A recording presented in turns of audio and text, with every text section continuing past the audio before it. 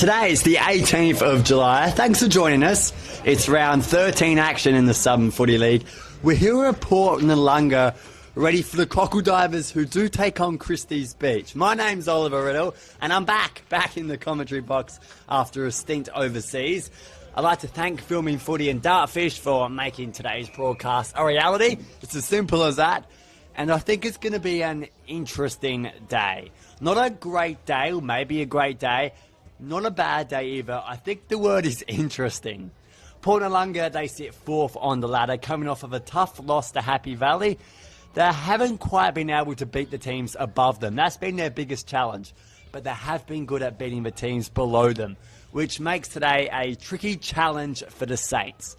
Christies Beach, they're on the hunt for finals. They sit fifth, and a win today could well put them in the box seat for that elimination final.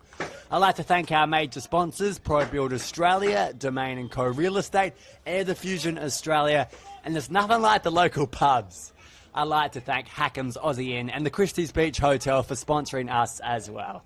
And of course, my co-commentator, who's been working hard without me over the last month. I'd love to say welcome to the show, Phil, but unfortunately our Phil Herden, he's hard at work in WA. He's out on assignment today, which does leave me with the keys. Potentially dangerous, but hey, they'll put their faith in me. So Port Noarlunga and Christies Beach ready to get going in a couple of minutes if Josh Panzer, our B grade, scores 9-8, 62, 3-5, 23 with just 30 seconds to go in the B grade. Port Noarlunga have not lost a single match this morning. The under-13s was a comprehensive 53-point margin to Port Noarlunga. The under-15s was 140 points to Port Noarlunga, and they also got up in the under-17s as well. So everything going the way of the cockle divers may change in the most important match of them all. Let's run through the team sheets with 5 changes to Port Noarlunga. Normally in footy, if you make 5 changes as the siren goes to the B grade, 5 changes generally seems to be a bit of an issue. But not today, because in comes in Lockie Murphy back into the side. 120 games with the Crows. Great to see him back out there. Whereas wearing a different number today, number 15, I believe. Plus Nathan Paredes, the reigning male medalist, is into the side as well. Max Savage, Lucas Marshall, and Zeb Sinclair also join the team. No Zach Sprower, 60 goals in 10 games for him this season. Not playing today through injury. And of course, if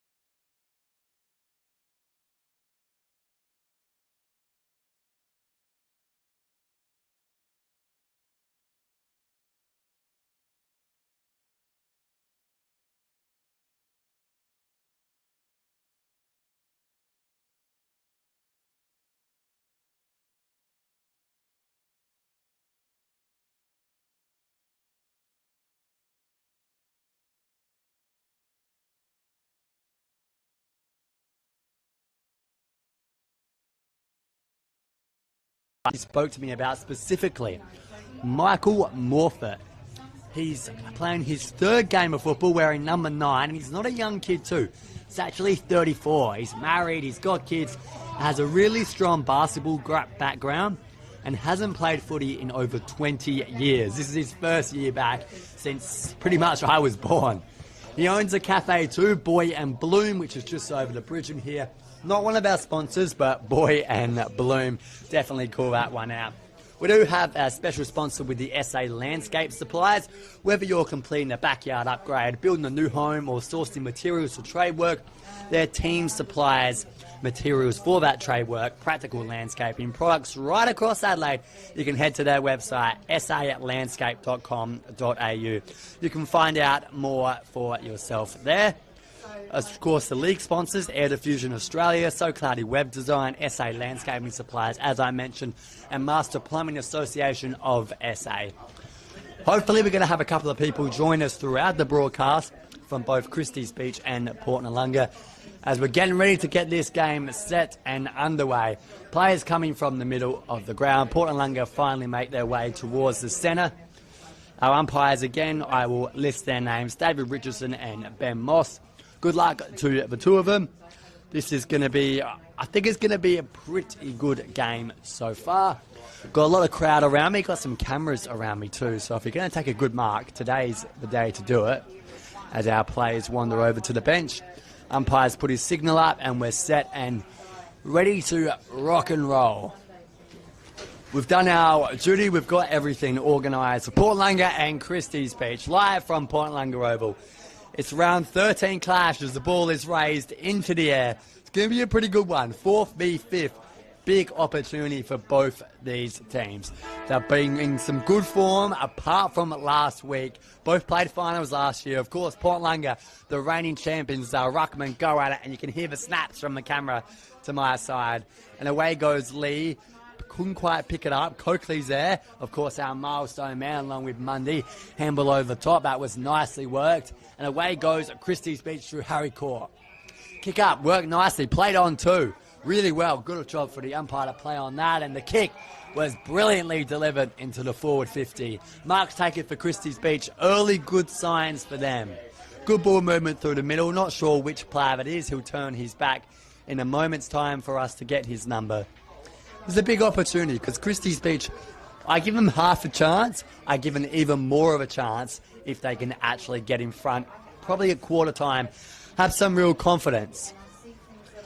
From 40 out, big opportunity for the Saints. How's the kick? Might be a little shallow, it is. Didn't have the trip. Play's going to move on. Maisie's there. Kick, first goal, and it comes from Zach Shaw. He's kicked 20 goals this season, 32 last year, and has the first one on the board for Christies Beach.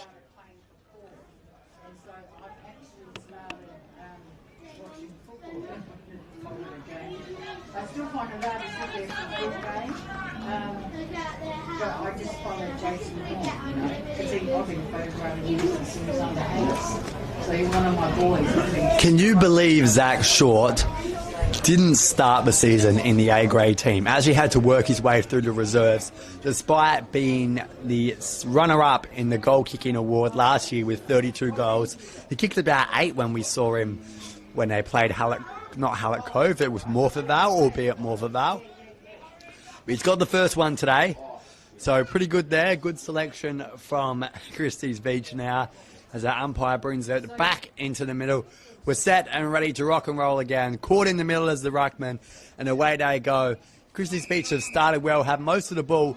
Umpire David Richardson, who was the second umpire, has called a free kick for a hold, which you can see a lot in local footy, mind you. I paid about 15 of them in my umpiring game this morning, and about 14 of them were all against the same team. So, got a lot of comments for that.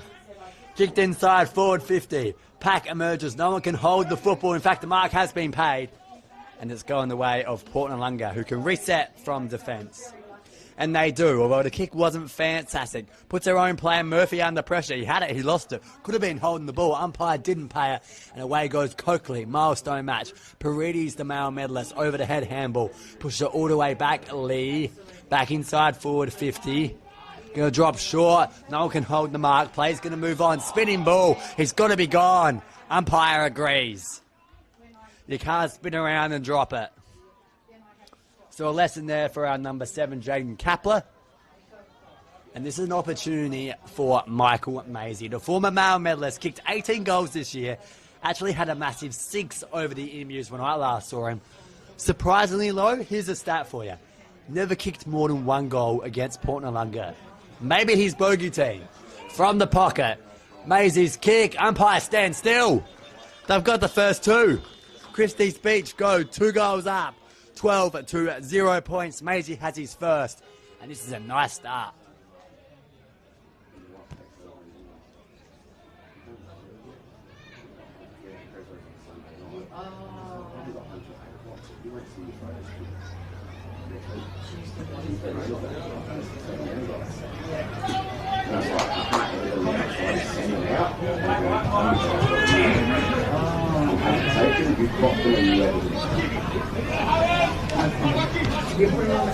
Ball's back towards the centre on the ground. They move it quickly to these boundary umpires. Christies Beach are 2 goals up, which is exactly what we want to see. They've come to fight. They've come to own it. And if they can snatch this game, wouldn't that be unbelievable? Hallett Cove fans would not want to see that. As Neil pushes it towards forward 50 again. Port Noarlunga can't get it over halfway. And a short kick, nicely worked. It was not going to find a target. Maybe it will. Had it, lost it. Maisie snap. The first 3 goals of a game. Maisie's kicked 2 already, so he's beaten his bogey of just kicking 1 against the Crocodivers. They're 3 goals up and they are shell-shocked.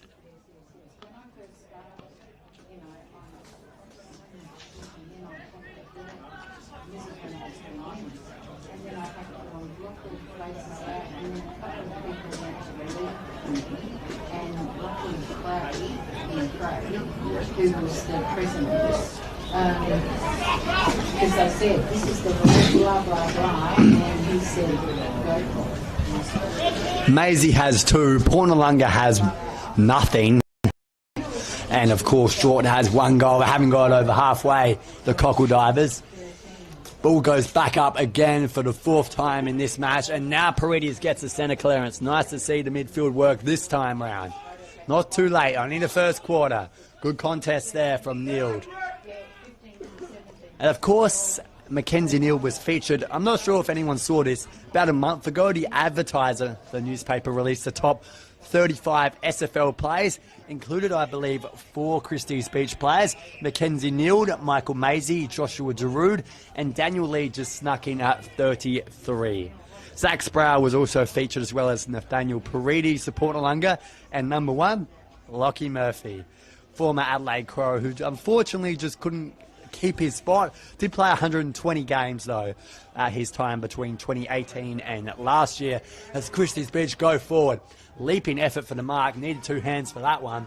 Players go around the football, one of them being Fles Fader. Kick over wider, some space to Christies Beach, and a snap towards the goal square. 2-on-1. Maisie, he may not need to get a kick on it. He doesn't. Goal's being kicked. It's a fantastic effort. And it comes from, I'm not quite sure, yes I do, it's Nick Paparella, who hasn't played footy since COVID. He's back now. He's finished his baseball career. He's back into the A-team and on the goal scoring list.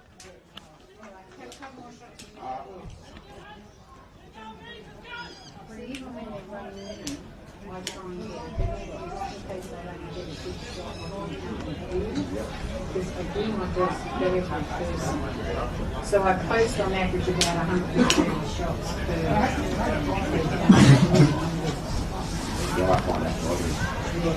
per. Can you believe this stars? The umpire throws the ball straight back. I can hear the clicking from the camera beside me. And the ball once again in Christies Beach half. They cannot get any good ball use, Port Noarlunga. Look at that, nice spinning move away. And this is the man, Hooper. He is dangerous. Pinned towards goal, and it's just missed to the right side. Minor score, 4-1-25. 25 points up already. They lead Port Noarlunga, who's yet to enter inside 50, let alone score 7.5 minutes gone. And we should say it's coming up towards three-quarter time at Adelaide Oval, where there's a 19-point lead to Fremantle. Port were 2 goals up at half-time, only kicked the 1 goal since and 6 goals to Freo. So the Dockers, once again, are looking good in the second half. As that kick is marked on the 50-metre line, Port Lunga can finally have a bit of structure, hold it for a second, make the right decision. Mark's taken. I believe this is Kapler. Yes, not Kapler, close, mind you. And they're just slowly drilling it up. Back to Paredes, who just turns it over there. That wasn't smart. Lockie Murphy has a lot to do. Does really well. Says, come to me, and they do. But his kick intercepted. Couldn't quite hold it. Was Brock Walt Murphy back into the team. Players around the football. Handball to the back. The 1-2 nicely for Churchill. Along the inner wing, right in front of us here. And it's going to be a downfield free kick. And they get into him here. Show this, Josh. They move it on, and he's just turned that over. Saul McVire, who's in the side today. And I had a lot of fights in my under-17s game of umpiring this morning, to the point where it was ridiculous. Seen a little early on here. Good mark on his own, read it best. That was Mark Larrett, who's played the last 4 games in the first team. Getting some really good use now goes Daniel Lee. Christies Beach are all over them. Look at the step from Darude. He's only small. Looks towards goal. And it's a mark. Right on the line is Paparella. And he can line up for his second. And would you believe it, the 5th of the game, all to the Saints. As I said, Paparella actually has a fantastic Adelaide Giants baseball career. Now looking good at the footy, and he has put that to the left-hand side. I just pumped him up for a minor score. 4-1-26, plays 0-0 zip. And we should have a couple of interviews come our way, which I am looking forward to. I've got some questions laid out, trying to see if I can stump both Port Noarlunga spokespeople and Christies Beach. Not to the point where they can't answer. Actually, yeah, to the point where they can't answer. Maybe I'm going to be like a journalist to politicians. Bouncing ball as it gets back into play. Paredes had it, lost it, fumble. Maisie knocked it over to the hot hand in Paparella. He fights for it as well as Kapler, just stolen from short. Ball just firing everywhere. Kapler has it again. And they call holding the ball. They're not going to get it, of course. Very rarely do they get it when they actually call holding the ball. And our umpire, David Richardson, who I spoke to this morning, has made the trip down south. And he's pretty pumped for this match as that goes out of bounds. And we'll chuck it in probably for the first boundary throwing of this match. In front of the old scoreboard, Josh, if you want to pan out there. That was in use right up until this year. Of course, got the new electronic scoreboard down here. And I tell you what, it's like sliced bread down here. They love the new invention. Little do they realise every other club has. And a flying shot. So it was actually a free kick from the boundary line. It's just a minor score there. So that's our third behind, 4-3-27 now, Christies Beach. Kick moved on. Carpeny, I think he's been told to take that one back towards the goal square. Actually, we could have a score review here, which is hard to do when there's no review system. Both umpires and goal umpire were talking to each other, and we're going to have a minor score. Lockie Murphy, who's played forward, played midfield, played on the wing and in defence. He's our man to kick out. And goes long towards the centre of the ground. Contest comes. Nicely worked by Stewart. Put his body on the line there. Kept it to a 50-50, and I've got a ball up for his reward. Kobe Stewart, who kicked 32 goals last year in the under-17s. Just one of many young players that have stood up for Port Noarlunga this year as the play moves on. Handball out wide. Christies Beach moving it nicely through Jonty Murphy. And away they go forward. This is a good kick. Perfectly positioned. Maisie had a big grab. Couldn't quite hold it. He probably should have stuck it. And in the end, Wiseman's been wrapped up. And it's game 10 for his season, Charlie Wiseman. Another young player. Also the premiership player from last year. One of just 7 still playing for Port Noarlunga today. Which, not even 12 months later, it's not a lot, mind you. But they're still looking like a pretty good team, so credit where credit's due. I've got a strong squad. Pretty's underneath that tackle from two sides. That was both Saxon Allen and Hayden Barker. I spoke to Hayden Barker pre-game asking to check the team sheet numbers, and I got every single number right except his. So he was a little cheesed off, but that's all right. He's number 24 today, Hayden Barker, and that's a good mark there. Held. Crowd not sure about that one, but definitely held there. Although I should be quiet if I'm going to go against the crowd sitting next to him. Good kick for Christies Beach it was. Should have been held by Sable, the co-captain for the Saints. Lee goes in hard. And we're going to have a ball up here from our umpire. That is umpire Ben Moss. So we're directly opposite where Josh and I are. Right along the outer wing there. Rain has come down, but the ground has survived, thank God. And we look pretty good for Christies Beach so far. They're the ones loving it. Umpire says kick in danger right when they were about to probably have a shot at goal, you think. Out wider from Larrett. Mark's taken. That's Sable. This is looking good, Christies Beach. Slow build up. But the chaos ball has worked when I push it forward, especially for Maisie, who's always dangerous. Sort of a trip there from Larrett, not paid. Now through the middle. That chaos ball, as I said, he's run down though. Should be holding the ball. Is holding the ball. Noarlunga can take a breath here with that man I spoke about, Michael Morfitt. Although he goes quickly, probably not the greatest idea. I've got to get set up first. Plays around the football. Does he throw himself? He does. Umpire says, yeah, I'm not paying that.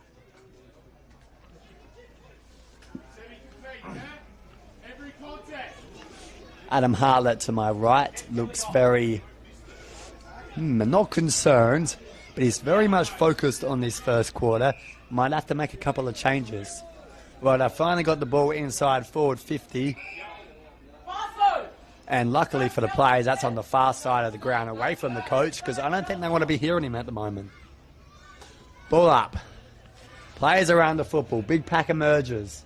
No one can really get out where they can. That was nicely done by Ryan Kelly. And then the kick smothered. Well, in fact, it's gone all the way to the goals. That's hard to judge. And Richard O'Grady's taken the mark. And we're on goal watch for him today. Just 4 away from the big 300 goals across all grades for him. He'll be lining up 25 metres on a tough, acute angle, as maths would tell you. The northern side here, facing towards the river, may have the sun in his eyes a little, though it is, well, it's over halfway now because it's past 2 o'clock. As O'Grady's kick looks pretty good, and they got the first on the board for Noarlunga. And it comes from Richard O'Grady. And how bad do they need that?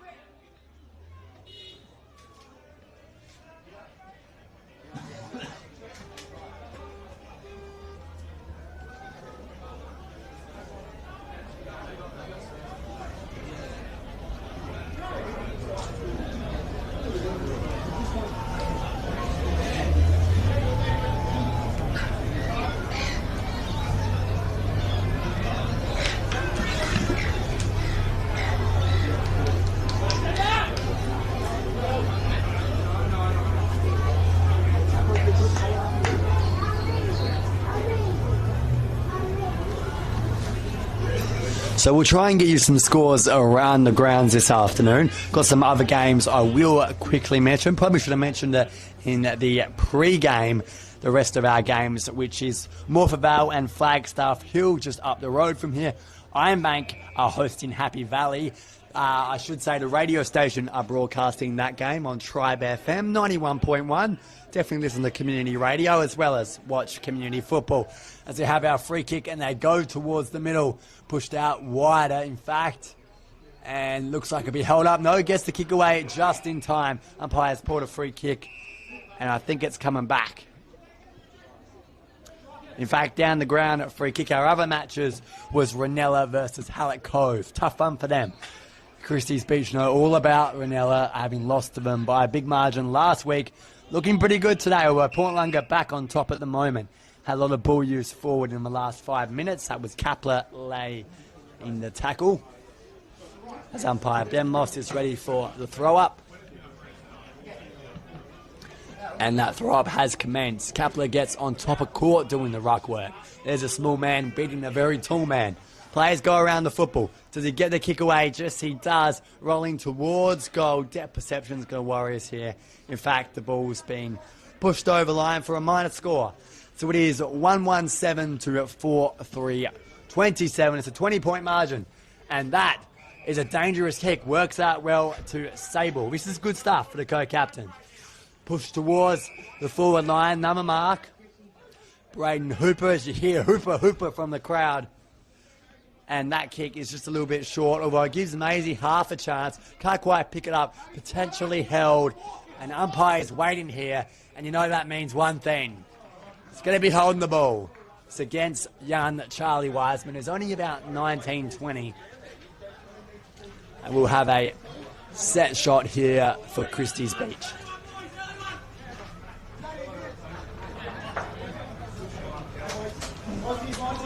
Not quite sure who the player is. We'll get his number very, very shortly. This has been an excellent start for Christies Beach, and every time they've gone forward, they've looked dangerous. They've got a shot on goal, which is great to see. This kick similar to the very first goal of the afternoon. Shots off, and again, it's not going to make the distance. In fact, it's touched through for a minor score. So they've had their opportunities, Christies Beach. They moved to 4-4-28. And all four of those behinds have been legitimate behinds, I believe. And Noarlunga, if they want to be in touch with the top three, this is a danger game for them. They've got to win this one. They can't be dropping games from teams below them, which they've actually done pretty well against this season.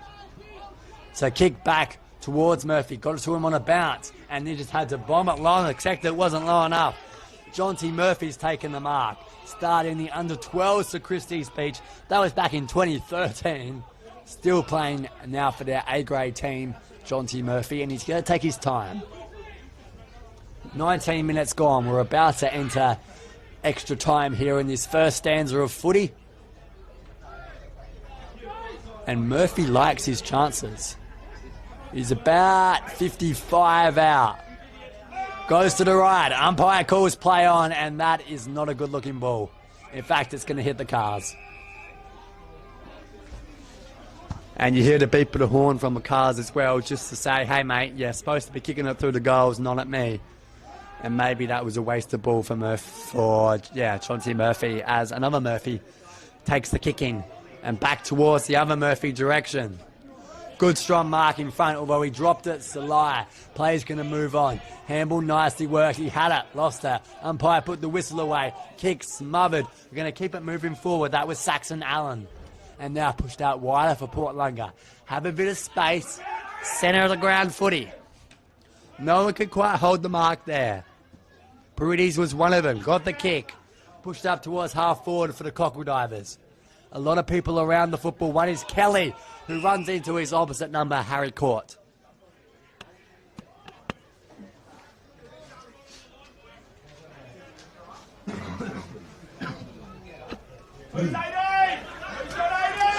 Didn't get a kick. Umpire let that one go as my voice begins to fade. And now that's been marked. And I should say, what is the most wonderful sound you've ever heard? I bet it's this.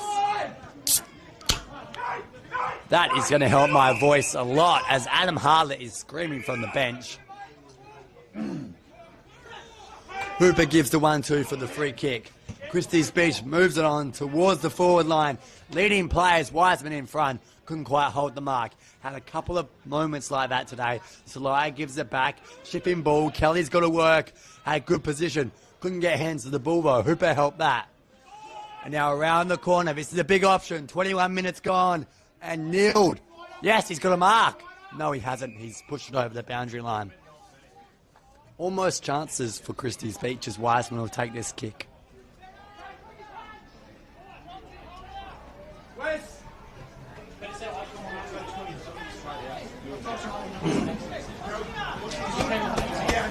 In fact, it's a boundary throw-in. And it may work out well for Christies Beach. Little kick from Mundy. Couldn't quite get anything going. In fact, it was nilled. And now Maisie ran the wrong direction.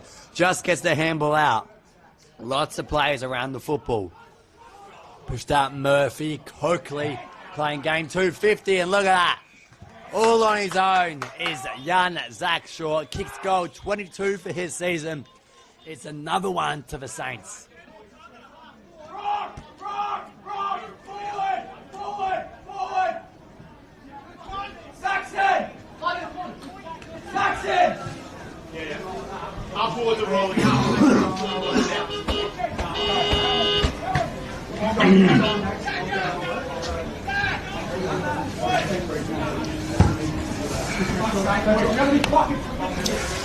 I have been screaming at kids all day, which means my voice is really starting to go here in this first quarter. 23 minutes gone. We're going to bull it up again as we do. We get it underway. Lots of players around the football in the centre of the ground. And our umpire, Ben Moss, says, I'll have it back.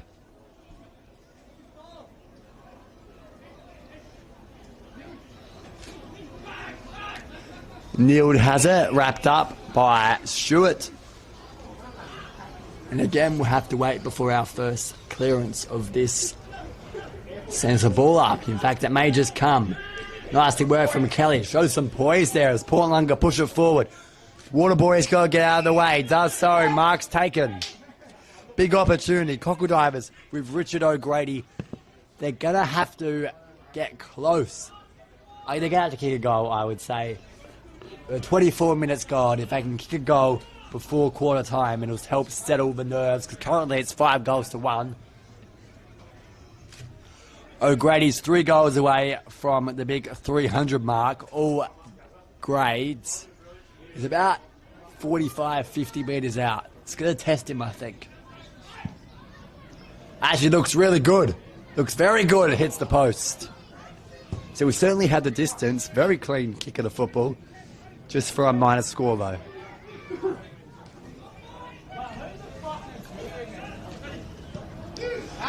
So kick right towards the inner wing. Does well. Players have the numbers. It's Christies' speech.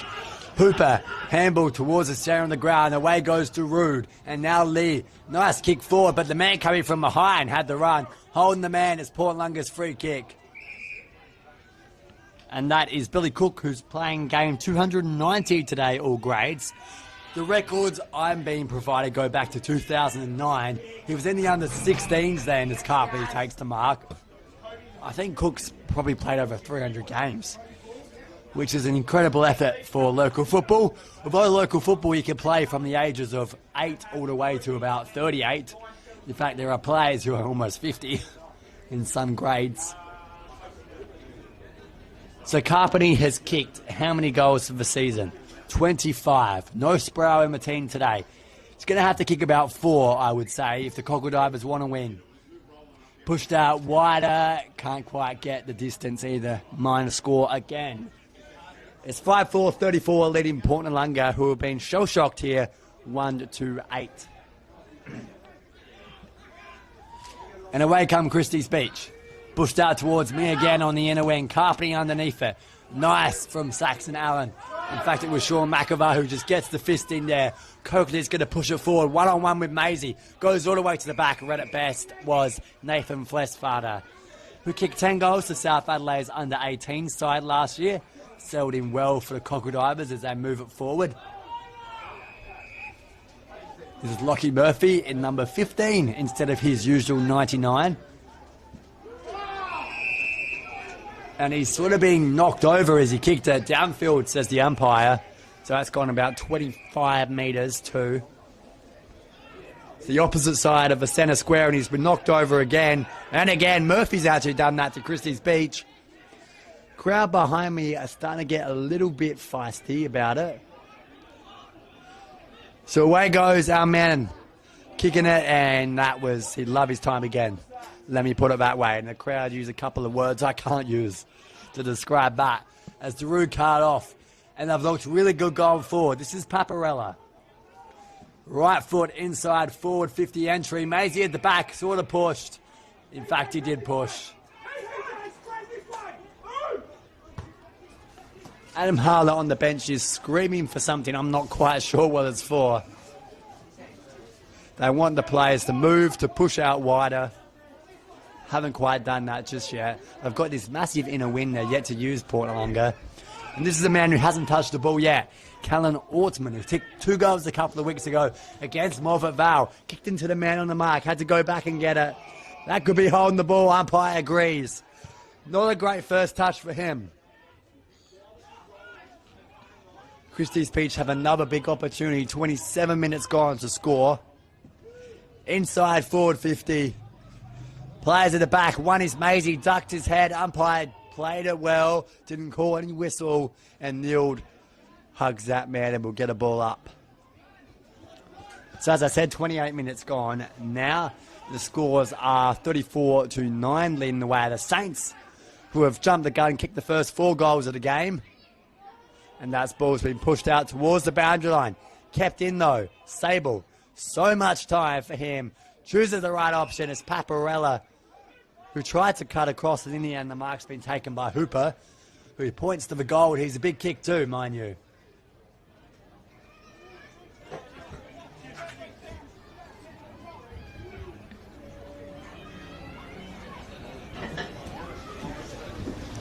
So taking a look at the AFL scores, 10 minutes to go in that match at Adelaide Oval. 26-point margin to the Dockers. And now the kick forward towards goal. Maisie got up high. In the end, it's knocked through for a minor score. It's their 5th of the match, Christies Beach already. And Port Adelaide, they jumped out the gates, is the best way to put it, but have fallen apart in the second half, much as the Swans did last week against the Dockers. But ultimately, Port Adelaide's season, regardless of wins and losses, doesn't really matter at the moment. It's just showing some fight. And may I mention, no Rosie, no Butters, no Georgiades, no Horn Francis. They're doing it tough. As Sly gets a free kick here, it's game 99 for his career, all grades. So he'll want to stay injury-free for next week. Moves it on. Kelly's taking the mark. Maybe not 15. Umpire pays it. Saxon Allen's on the mark. Play goes up. Second double grabber. Umpire says no, the other guy touched it. Correct call. Players go in, ducks his head, throws him to the floor. And now a quick kick from Kapler. Plays around the football. Gonna get a ball up.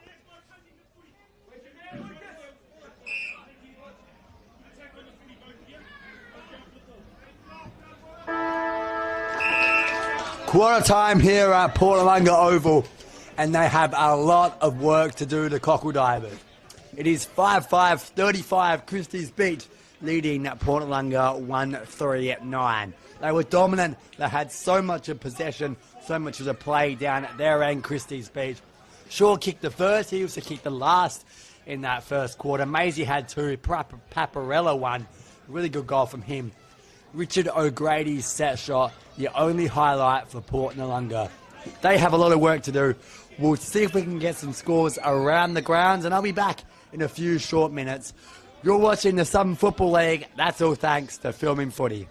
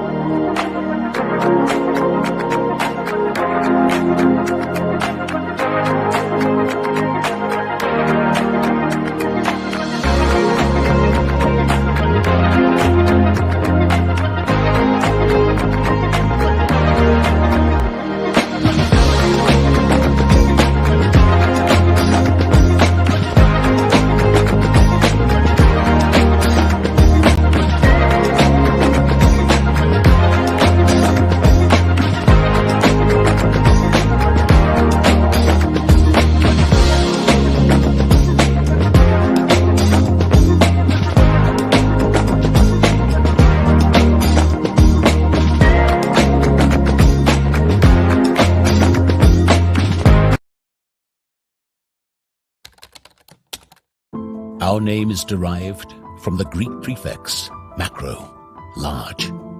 From the day we were born, this has been a promise for the future. We have grown through dedication, sweat, self-denial, faithful to our mission of being on the side of those who put themselves on the line. Through our name, we celebrate the greatness of those who believe there are no obstacles higher than their dreams. The courage to get back up after falling. the obstinacy of believing until the end. These are the values embedded in our logo, the Macron Hero. It's a celebration of sacrifice and tenacity, up until your personal victory, until your arms are in the sky. Become your own hero.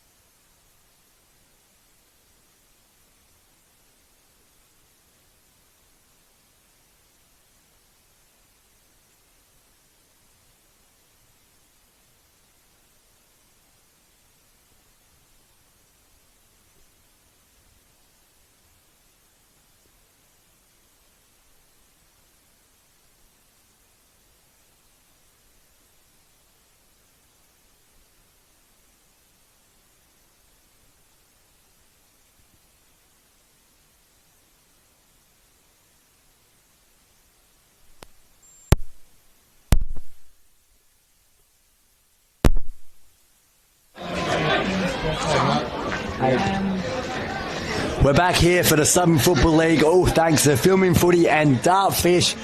And I would go through our goal kickers again, but Adam Hartler, one of the nicest guys you'll meet. He's very generous with his time as well.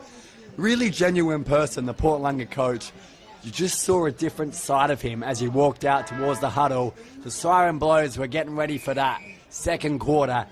45 seconds, I reckon he spoke to his players. A huge spray there from him. And he finished it with, "That's all from me," and stormed off. A lot of four-letter words starting with F. Safe to say he wants more from his players.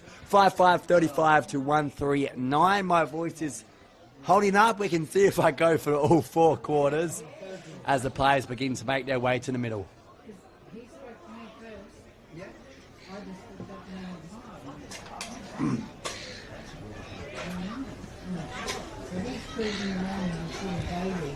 Player who's played really well so far is Maisie, been very dangerous up forward, as has Shaw.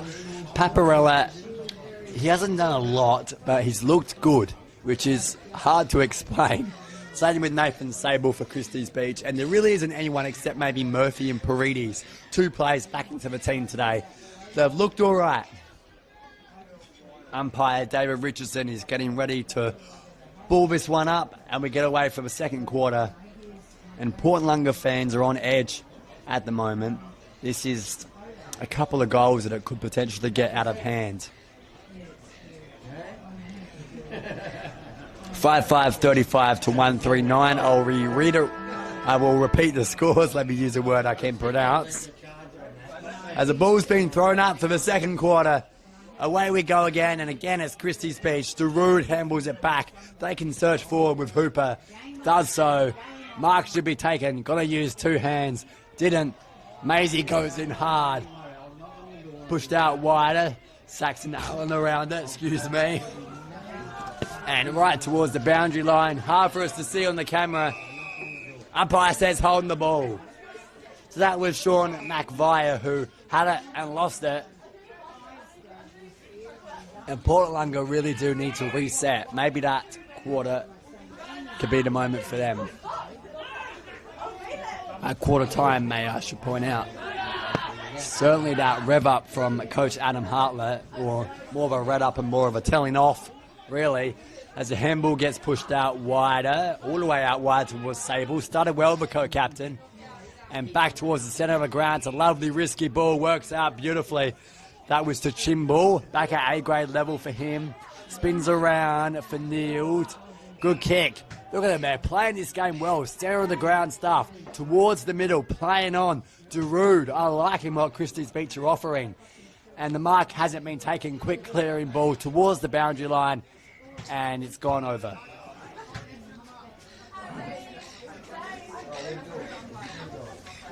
So the Saints can counter-attack again. And their ball movement, as I just mentioned, superb, but were not that time. As Paredes cuts it off. And they are wearing the Indigenous flag on their shoulder, put it lightly. That's how I'll explain it as O'Grady. That might roll through. It does. He's kicked it from 50. O'Grady, something out of nothing. And I did not see that coming.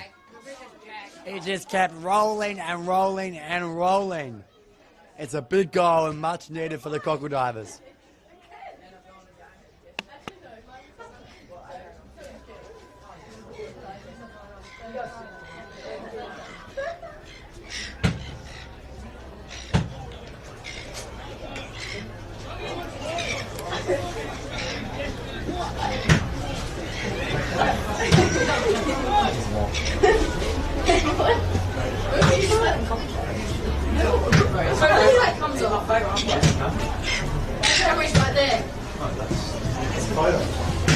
Still here. Yeah. Lucky you put in a long one today, haven't you? Yeah. So ball's back, centre of the field, and thrown up by umpire David Richardson. Players around the football. Christies' Speech have had a really good start, although that goal may be the team lifter from Richard O'Grady. That's the goal of the day so far. Kicked nicely from Murphy, wearing number 15 today. And now they're going to keep it moving forward, or there's a lot of Christies' Speech players around. A couple of fumbles aren't going to help, especially from Court, and he's been wrapped up there, and we'll get a ball up towards, in fact, 40 metres out from Noarlunga's goal.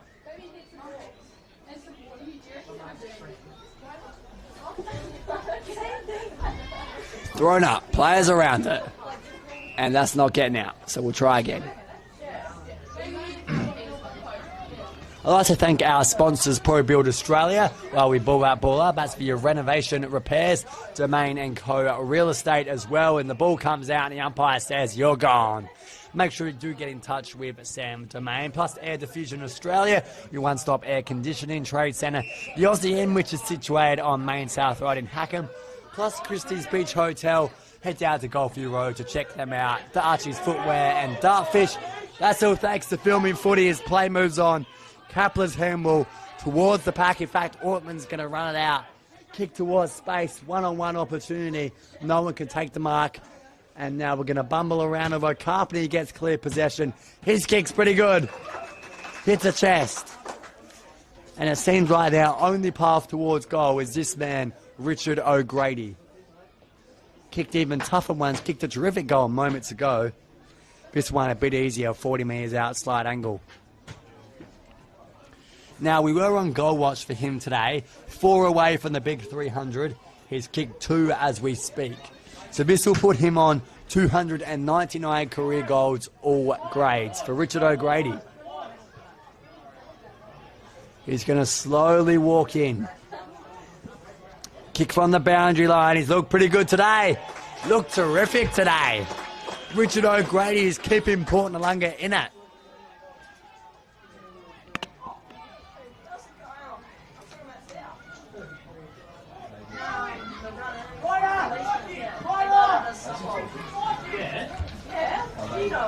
No.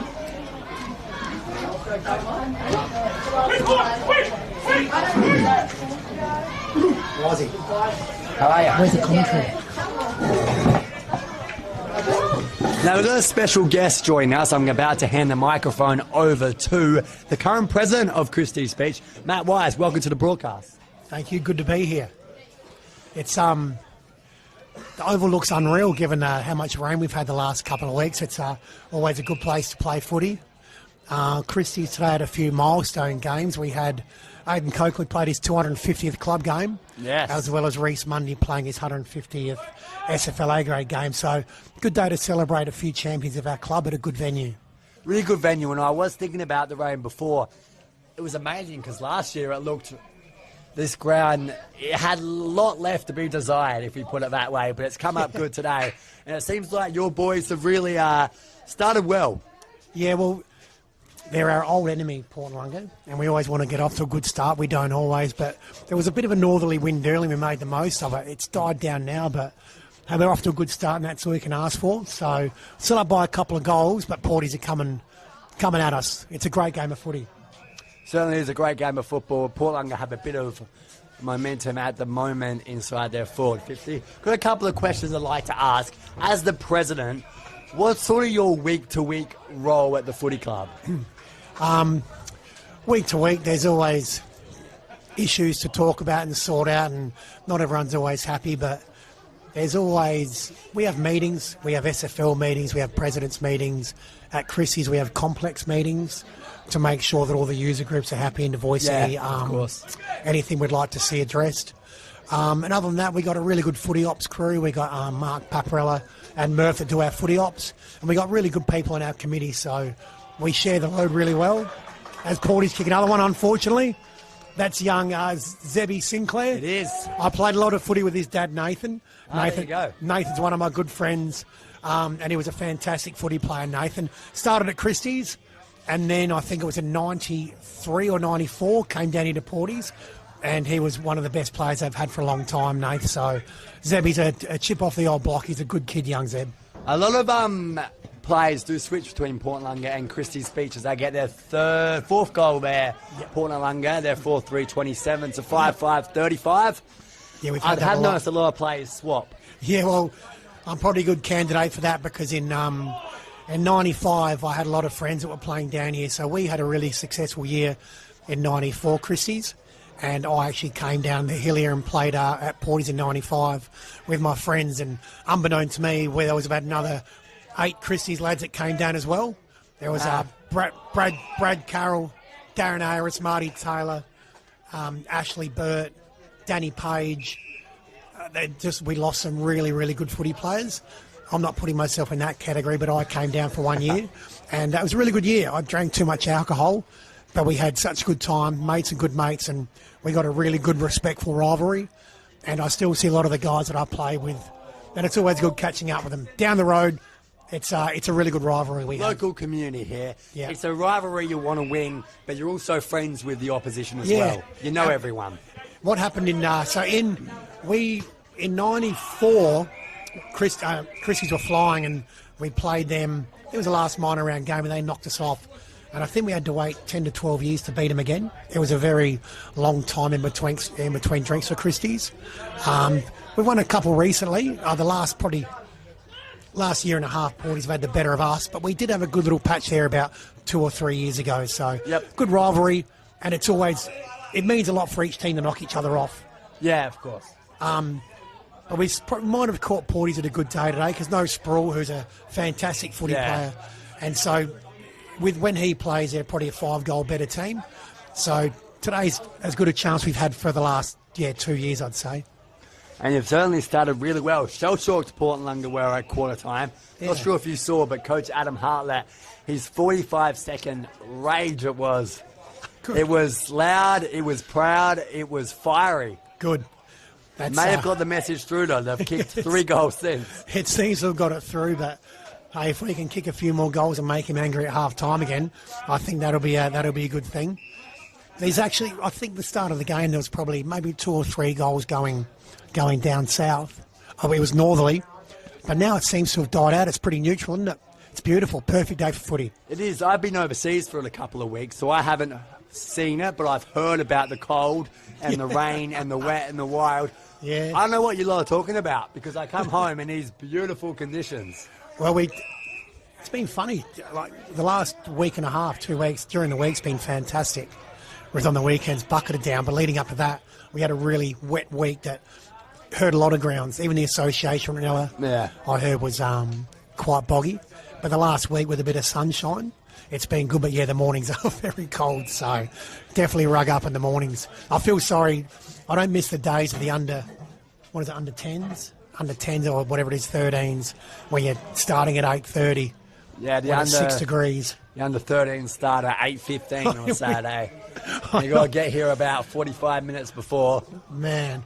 Yeah, no, I like it when the sun comes out and the dew goes off the oval. It's a good day for footy today because with a little bit of mud, the footy's always grippy. Yeah. Like some days the footy's like slippery or if it's wet, but today, if you're a big fella, if you're ever going to take a mark, today's the day.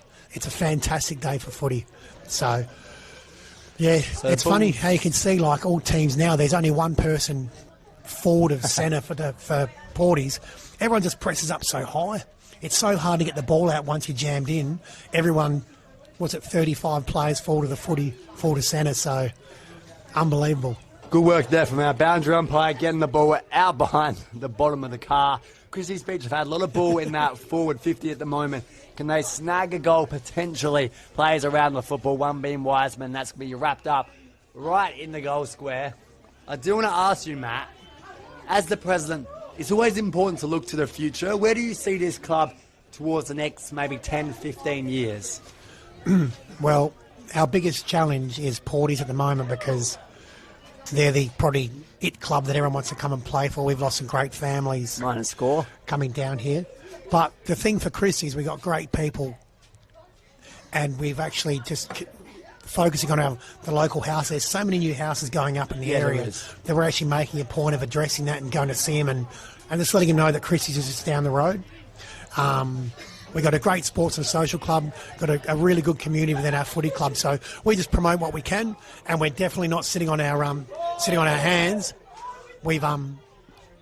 We're really reaching out to the community. We do lots of things in the community just to make sure they're aware that we're here, because I think with the president of Porties, who's a fantastic guy, but they get such exposure. Yeah. And this is obviously probably we got our work cut out to probably not overcome Porties and do better than Porties, but just to make sure we keep the people in our area at Christies. And that's what we're working on, because it's really easy to come down here because everyone knows about Porties, but Christies is a great club. So we're working on the young families and the new houses in the area. And Paul Daly's been a big part of that. He's a really good part of our footy club, Paul Daly. Hooper had a look inside, forward 50. It's spilled out now towards the centre of the ground. And you're right, Matt, there's a lot of houses going up at the moment as Ortman bursts through. Got past one and now gets caught. Umpire said he did just get a kick in time. Lots of players around the football, including Ortman, going to have a ball up there about 60 metres out for Noarlunga. Lots of houses being built here. The idea is it's great for Noarlunga, but clubs like Christies Beach, Aldinga, Noarlunga, you've also got to have a piece of the pie as well. Absolutely. It's about local football as a whole. The big development, there's Porties is lucky they're surrounded by two big developments at the moment. They got the one just to the south of us, yes, where God knows how many houses are going there, and the one up just this side of South Adelaide. So they're in the midst of maybe 500 new houses, which is potentially 800 kids. So we're trying to tap into what we can in our area, because Christies is a pretty old area. Yeah. There's a few new houses that get bulldozed and put up, but everything seems to be happening around Porties and Aldinga at the moment. That's where the land is. That's the issue. Morph Vale, Ranella are pretty old areas, but Aldinga and Porties, they're going to be good for a long time because they've got so many young families coming into the area. And they're good clubs. They've got good people, and any footy club's a good place to be. So we're doing our best within our area. Exactly right. And it's good that you're not 100% focused on Christies Beach as a whole. It's about the entire Southern Football League, making sure every team is successful in their own way. Absolutely. And the good thing with Noarlunga, they're not winning at the moment as such with their A grade, but the good thing is a lot of the clubs are pulling together to help out where we can, because that's an old area, but there's so many people. Like Porties can't have everyone, Christies can't have everyone. Noarlunga's only 5 k's down the road, so I think every club's doing their best to make sure the Southern Footy League's really strong, and we're really strong if Noarlunga are strong. So I think next year you'll see Noarlunga field all teams, and the league's such a good league, and we're better with Noarlunga. So yeah, I think you're right. We're better when every single club can say, hey, look at the amount of players and kids we've got coming through with so much support. Yep. Now, we've got a bit of a problem here. A player's gone down in the corner with a stretcher. Not quite sure who it is. It is a Christies Beach player. In fact, it's Simmons who's gone down there, featuring the best players against Ranella. We might want to zoom out, Josh, to make sure we're not seeing anything too nasty. Lower leg. So we've got our teams in a bit of a huddle. It's funny that I still come here. I was saying to a few of the supporters that I still look over to the old scoreboard. Yeah, me too. You always look over there for a score update. You know, oh, no one's doing the scoreboard, because I keep forgetting that they have the new electronic scoreboard, which looks unreal. But the old, is that a heritage scoreboard? It should be. Yeah, they're definitely not knocking that one down, Porties. I think actually a few of the lads that are running around here at the moment might have been conceived in that scoreboard. So it's a good part of Porties Footy Club, that scoreboard. So Simmons is coming off the ground here on the stretcher. This doesn't look pretty, I'll put it that way. Not quite sure what the incident was. The crowd will give him a bit of an applause. We're 16 minutes into this second quarter. 5-7-37. Christies Beach lead Portland 4-3-27. Quick look at our sponsors, which is ProBuild Australia, Domain & Co Real Estate, Air Diffusion Australia, the Aussie Inn, the Christies Beach Hotel Mat, Dartfish and Archie's Footwear, as well as the SA Landscape Suppliers. And whether you're completing a backyard upgrade or building a new home or sourcing materials for trade work, head to their website, salandscape.com.au. Find out more for yourself. If I can just say, Air Diffusion, who sponsor the league and have for a long time, Bill Threadgold is such a generous person. You can see down the pocket that Noarlunga now have a masters team in the over 35s, and Bill Threadgold sponsored the South, who I'm associated with. Yep. For 3, 4, 5 years. He's a very generous, great businessman, Bill, that's respected by every club. Can't say enough about Bill. And a good family. A lot of his lads are involved at Ranella. And Ranella are a good club, and Bill goes a long way to make sure that it's a good club. So if Bill's listening, g'day Bill, you're a good lad. So really appreciate your support. Ooh. Giroud kick forward, controversial call, heading the way of Noarlunga there. They were not happy with Saxon Allen, and Wiseman's going to handle it off to Murphy. He's going to kick back towards the outer wing. Plays around the football. Noel can hold the mark. Umpire says play on. Ball spilled out towards the Kelly direction. Good, don't argue. That was strong by Porties. It was. And it's looked towards forward. Look at that. Just straight off the boot. Knocked towards back in the same direction on the outer wing. Very hard to see from here as the ball gets knocked over the line. Talk us through your playing days, Matt. You said you played for Christies Beach, also Noarlunga. What was your position, and out of 10, how would you rate yourself as a player? Well, I went to primary school. I won't go too far back, but I was Sullivan's Beach Primary School with some really good footy players, and I wanted to play footy at Sully's, so Sullivan's Beach, where the soccer ground is now. Yep. But I grew up on the Esplanade at Christies Beach, and my parents said that you're going to Christies or you're not playing footy, so Mum and Dad drove me up the road, or I'd ride my push bike, and I always sort of played up forward most of my career. In juniors, Christies are really good. I was lucky enough to win some flags in the juniors. Yep. Playing up forward, always kicking goals. But then predominantly through my senior career, as Porties have a shot at goal, and he's slotted it. So Porties coming back. I was predominantly a forward. I was always really fit. I like to think that I was a good footy player. There was better players, but playing centre half forward in a team that was never really a top 4 team, right. It was hard, but I was lucky enough to always stay fit, be healthy, and play a lot of good footy. And just making a lot of the strong teams like Ranella with Smithy, Morfar with Jason Gaskin, the Draper lads at Brighton, even down here with young Teddy. Like playing centre half forward, you got to stand a lot of good centre half backs, and always had really good battles with them. Kick a lot of goals. You know, sometimes I'd do really well and sometimes you wouldn't. But yep. Centre half forward was my spot. As I got older and sort of started slowing down a bit, I played a lot behind the footy and just tried to position myself. Yep. Because you'd lose your jump a bit, you lose your agility. But I played a lot of good footy behind the ball.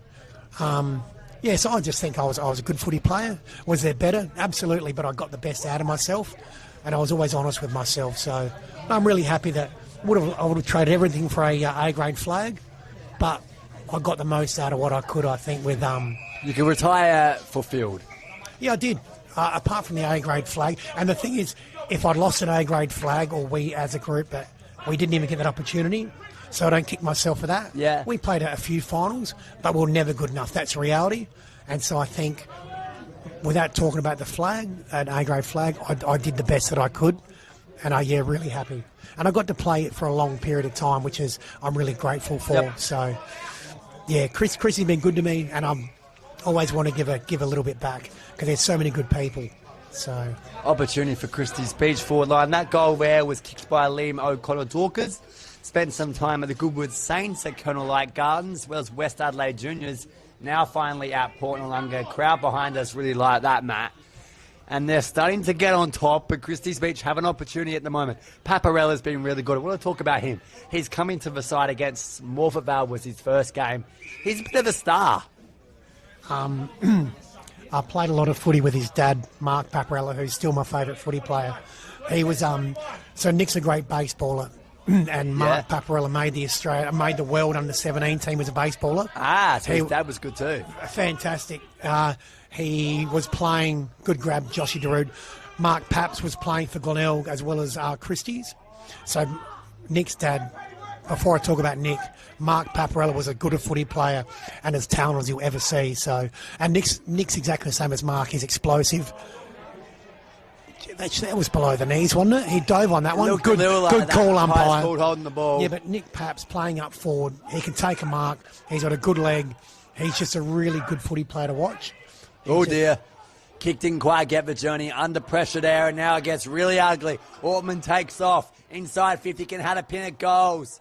And it's a minor score let off there. Yeah, but Nick Paps, I think, given he didn't play footy for a long time, concentrated on baseball, he went over to America and he was in a college. He's only come back the last probably 3 months, trained a bit and straight in the A's. He's just got so much talent.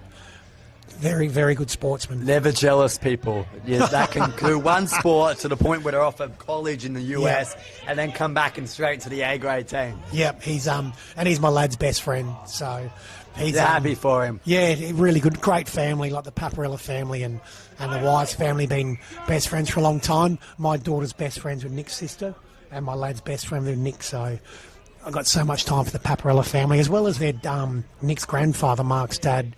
Rito's Continental sponsored Christie's Footy Club for such a long time. So generous, so that the Paparella family at Christie's Beach Footy Club is a bigger family as anyone that's walked through the doors. So really good, proud family, and everyone at Christie's loves the Paparellas.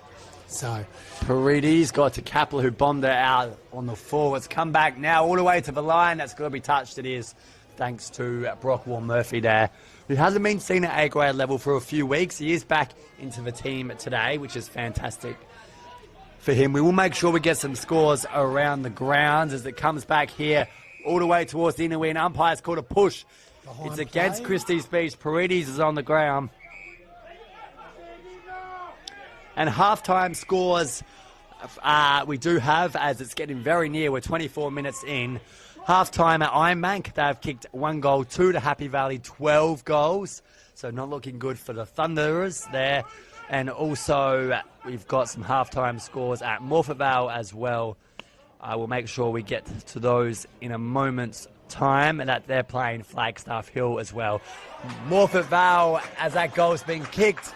Another one at Port Lunga, that could well hit the front, they do. Young Steele. So Nicholas Steele's kicked the goal there, featuring the best players in last year's grand final and in the prelim. So he's a big moments player, and right before halftime, he's put Port Noarlunga in front. Halftime at Morphettvale, there are 3 goals, 4 to Flagstaff Hill, 13-5 as well. Is there an Aldinga score there? Aldinga got Noarlunga. Aldinga have the bye in the A grade. They have Noarlunga in the Bs. Aldinga are putting a few good games together recently.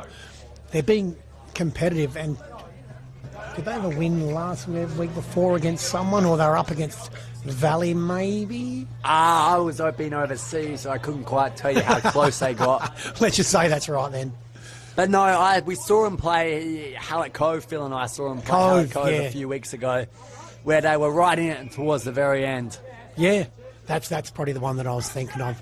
They got good people down there. Aldinga with Bez and Brad Mangan at the helm there are the ones. Really good people. And I think if you got good people at the top, you're only going to succeed, aren't you? Yeah, exactly right. Bez and Mangan are good people. They really did a goal, Christies Beach. Never misses these Maisie on his left, but he's missed that one. So off to the right-hand side, minus score. They move to 5 goals, 8-37.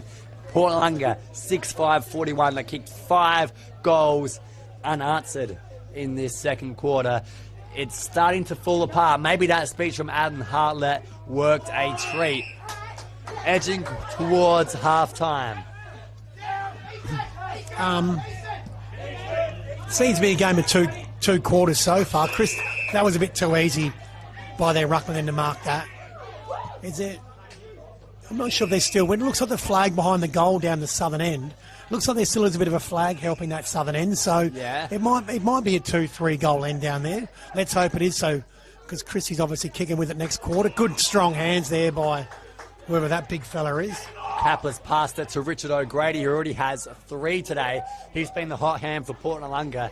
The reason they got back into this contest. So he's going to line up from just outside 50. Before we do wrap up at halftime, Matt, I want to ask you, what are your expectations towards the end of this season for the Saints? Well, last year after making finals, I had really big expectations about this year. I had us as a minimum top 4 team. Ooh. Just the way we finished last year, winning a final and pushing flaggies. I never really losing to flaggies, and there was the second elimination. But disappointing effort from O'Grady. Given we're sitting 5th at the moment, I wouldn't say finals was a pass mark because we sort of had our sights set a bit higher. Yeah. Don't lower your standards. No, and I still think we want to win a final this year and see how far we go. At the moment, we're not playing the greatest footy, but I still think our best footy is good enough to win 1, potentially 2 finals. But we just, as the umpire just paid too high there, which... It's going away at Christies Beach. Paredes had a flying shot. I think it missed regardless. Yeah, so, too high fend off. Consider yourself lucky for fans. I had the pass mark winning minimum 1 final, given the way we finished last year. But you never know. There's still a few rounds to go. We showed glimpses without putting 4 quarters together. So I think the expectation is to play finals and hopefully win one. I think that's so fair. you should. You won a final last year, of course, against Ranella, which was a fantastic effort. No reason why you can't produce something like that again, as I've cut this one off to steal. Port Noarlunga are lifting, and maybe you're the curse. As soon as you've sat down, has Christies got a goal? They haven't. I think you're right. I've absolutely jinxed him. But I think if you're like Flaggies, Valleys, Ranella and Porties, you got your sights, they would all probably be looking at a grand final. Yep. They're the premier clubs at the moment. Yeah. And I think without being rude to like Cove, Christies and we're probably got our sights set a little bit lower. Yeah, of course. As Steele just gets that right over top. Goal umpire's happy with that. He's kicked 2 in a row. That's from a really tough angle. And Port Noarlunga aren't just back. They are now stretching at the margin. And I think, Matt, Christies Beach and Hallett Cove, you played a terrific game a couple of weeks ago. Yeah. They're both sort of in a similar boat in terms of fighting for that 5th spot. Yeah. I think that was whoever won that game, which we won in the end by a couple of points. One hand on that 5th spot, really. Yeah, exactly. Because without being rude to the teams under us, you pen them in for a win. Yeah. Without being disrespectful to them. And I think that by beating Cove, it holds us in good stead to make that final spot. And the thing with finals and a couple of injuries to know who, you never know what happens. So we're just hoping to get that 5th spot, put some good footy together, and you never know. Brian's got a really good coach in Brian Herrera. Yep. This is, I think, his 2nd or 3rd year now, but he's really squeezing the best out of all the guys. And so, we can only just make the finals and see what happens. That's our expectation. So, Brian's a really good guy, being SNFL Hall of Fame, won a couple of flags at Central Districts. He's such an impressive guy, and the guys really respect him. So, you never know. You got to make the finals, and you never know, do you? Exactly. You make the finals and reset after that. As Darude has an opportunity, kicks smother, good nicely smother done. by Steele. Back He's having a towards great quarter. Portman. Steele has really lifted after a quiet first quarter. Didn't even call his name. Now he's everywhere. This is Kapler through the middle against opposite number Lee. Mark, Kerwin. He came at him, Carmen. First moment for him. Didn't quite get much to talk about there. Bit of a trip. Umpire says no. That was on Kelly. Plays around it, just hacked off the ground. And I must say, this year I've been really impressed with Braden Hooper. As the siren goes to halftime, is he a best and fairest fancy? I think it's a mixed bag. I think it throw a blanket over probably 4 or 5 of them, I think, but he's been really good off half-back and the wing, I think, mainly half-back. He's a recruit new to the club and he's fitted in really well, so he could be. But I think there's about 2 or 3 others that he's probably fighting off, so interesting. Plenty of good players at Christies Beach. As the half-time siren has blown, it is 5-8-38 Christies Beach. They've sort of fallen apart in that second quarter, 7-5-47. Like to thank Matt Wise, the Christies Beach president. You've come on, you've soaked in the Port Noarlunga goals, but you've been a good sport. That was horrible. I'm not coming back. Well done to him. Thanks so much. That's Matt Wise, the president of Christies Beach. Good to talk to him. Hopefully we'll have a few other guests join us. I will go through the goal scorers there. O'Grady, wasn't that a sensational goal from 60 metres out for him? He's kicked 3 in this game, 1 away from the big 300 for him. Sinclair got 1. O'Connor Dawkins was a really great effort, and 2 at the end for Nicholas Steele. You're listening to the Southern Football League, all thanks to Filming Footy and Dartfish. We'll be back for the third quarter action in just a couple of minutes' time.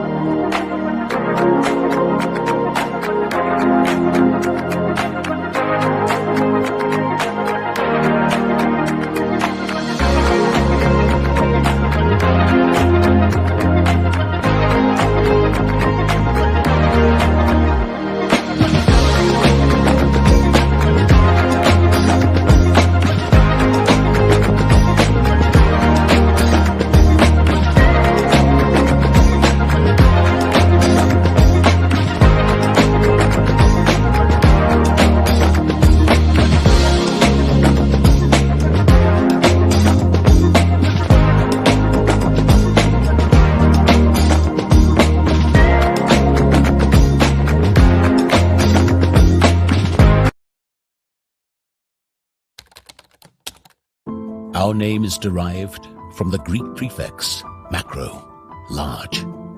From the day we were born, this has been a promise for the future.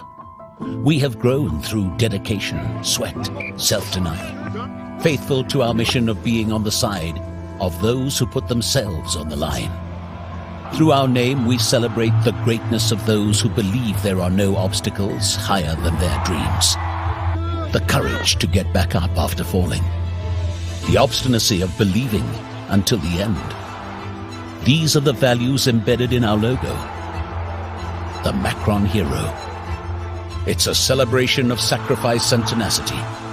Up until your personal victory. Until your arms are in the sky. Become your own hero.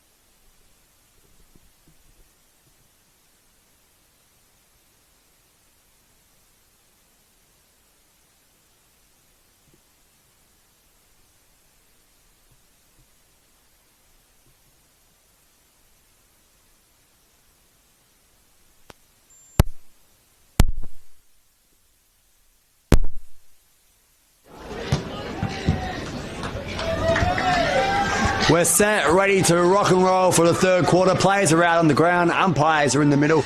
We've got our own little blue wiggle who's wandering around, wearing the blue skivvy. The Anthony, little Anthony, not the real Anthony, although he's not very tall. We've got our own little wiggle wandering around, which is great to see. Should check out, as Portland walk out to the ground, should check out some scores around the ground. Iron Mank, as I mentioned, 1 goal, 2 Happy Valley, 12-13. Doing a job there. Same with Ranella, who are just in front of Hallett Cove. 9-point lead heading into halftime, that result was. And Flagstaff, who were well on top against Morphettvale. Aldinga have the bye. Port fans, I'm sorry to say, you were 2 goals up at halftime. Unfortunately, you only kicked 3 goals in the second half to about, 9 to the Dockers. It was a 28-point margin in the end to Fremantle. They will keep top spot. Last night, of course, the Crows got the job done over Sydney to boost their premiership contention. Can't say the same about Port Adelaide, but with no Butters, no Rosie, no Georgiades, no Horn Francis, you can't really blame them. Matt Wise is fantastic. What a really nice guy. Not only is he there to embrace the club, Christies Beach, but the whole league.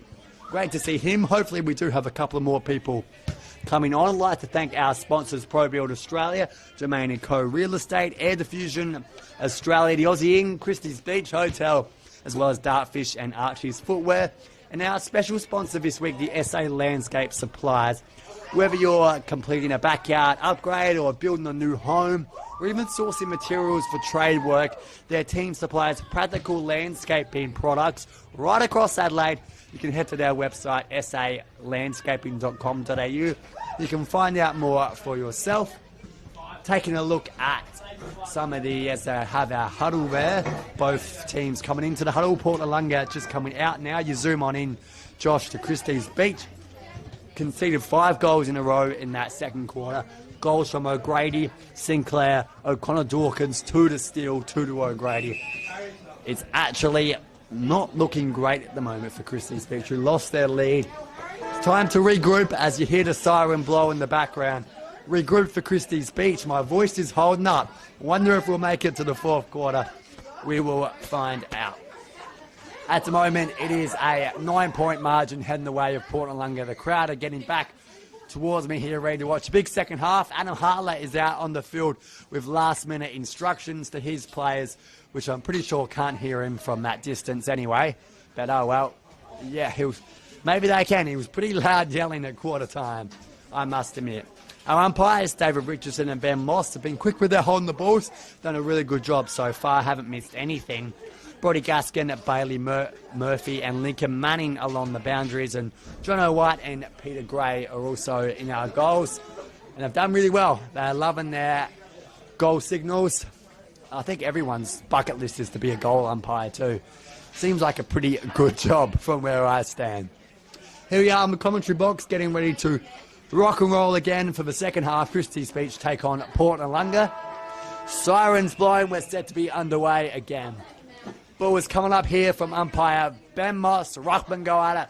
One is Harry Court. He gets first touch. 2 of them, in fact, knocks it down to further towards the back of the pack, and away come Noarlunga, in fact, with Kapler, who's going to wander forward. Got the cameraman taking some snaps in front of me. Camera woman, I should be exact. And a kick forward. Can't quite mark from the diving effort. Players around the football. It's all like a basketball game, just tapping it around. And eventually the tackle will be laid. Ball's going to come out the back. Kick from Kelly towards goal. Flying shot. Bounces wide. And that is a minor score there. We've got some kids behind me who want to smile and wave. They say hi. Good on them. They're enjoying their day at the football. It's a minor score there. In fact, actually, I think it's gone out of bounds. So it will be a Christies free kick. No score.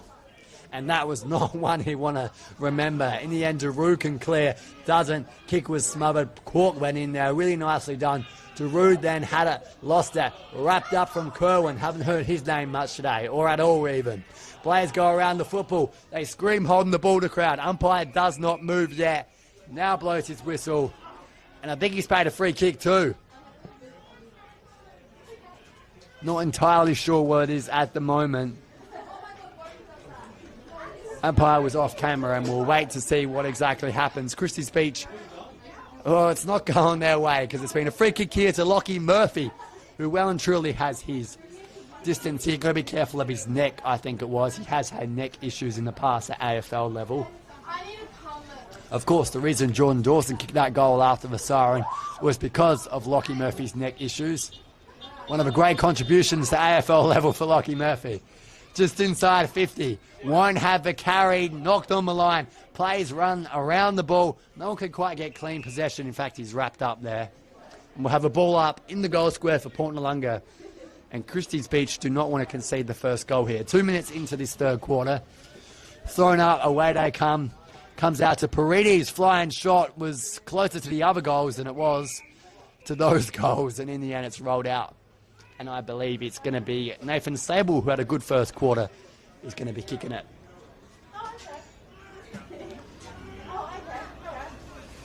So Christies Beach have an opportunity to just relax for a second.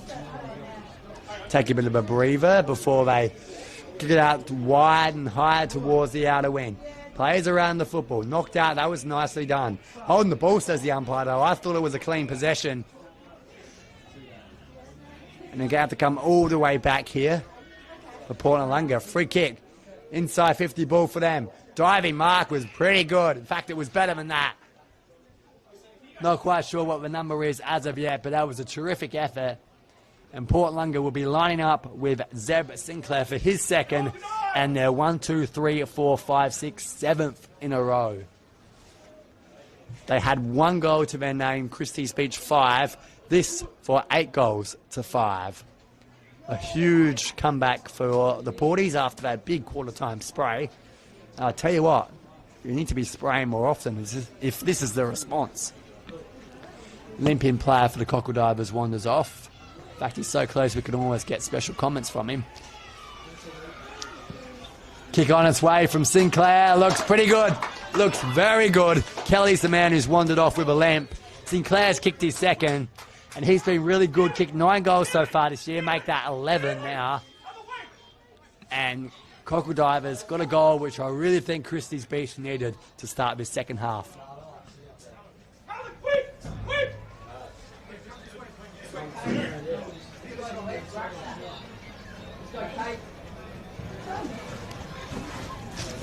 So you've got to go into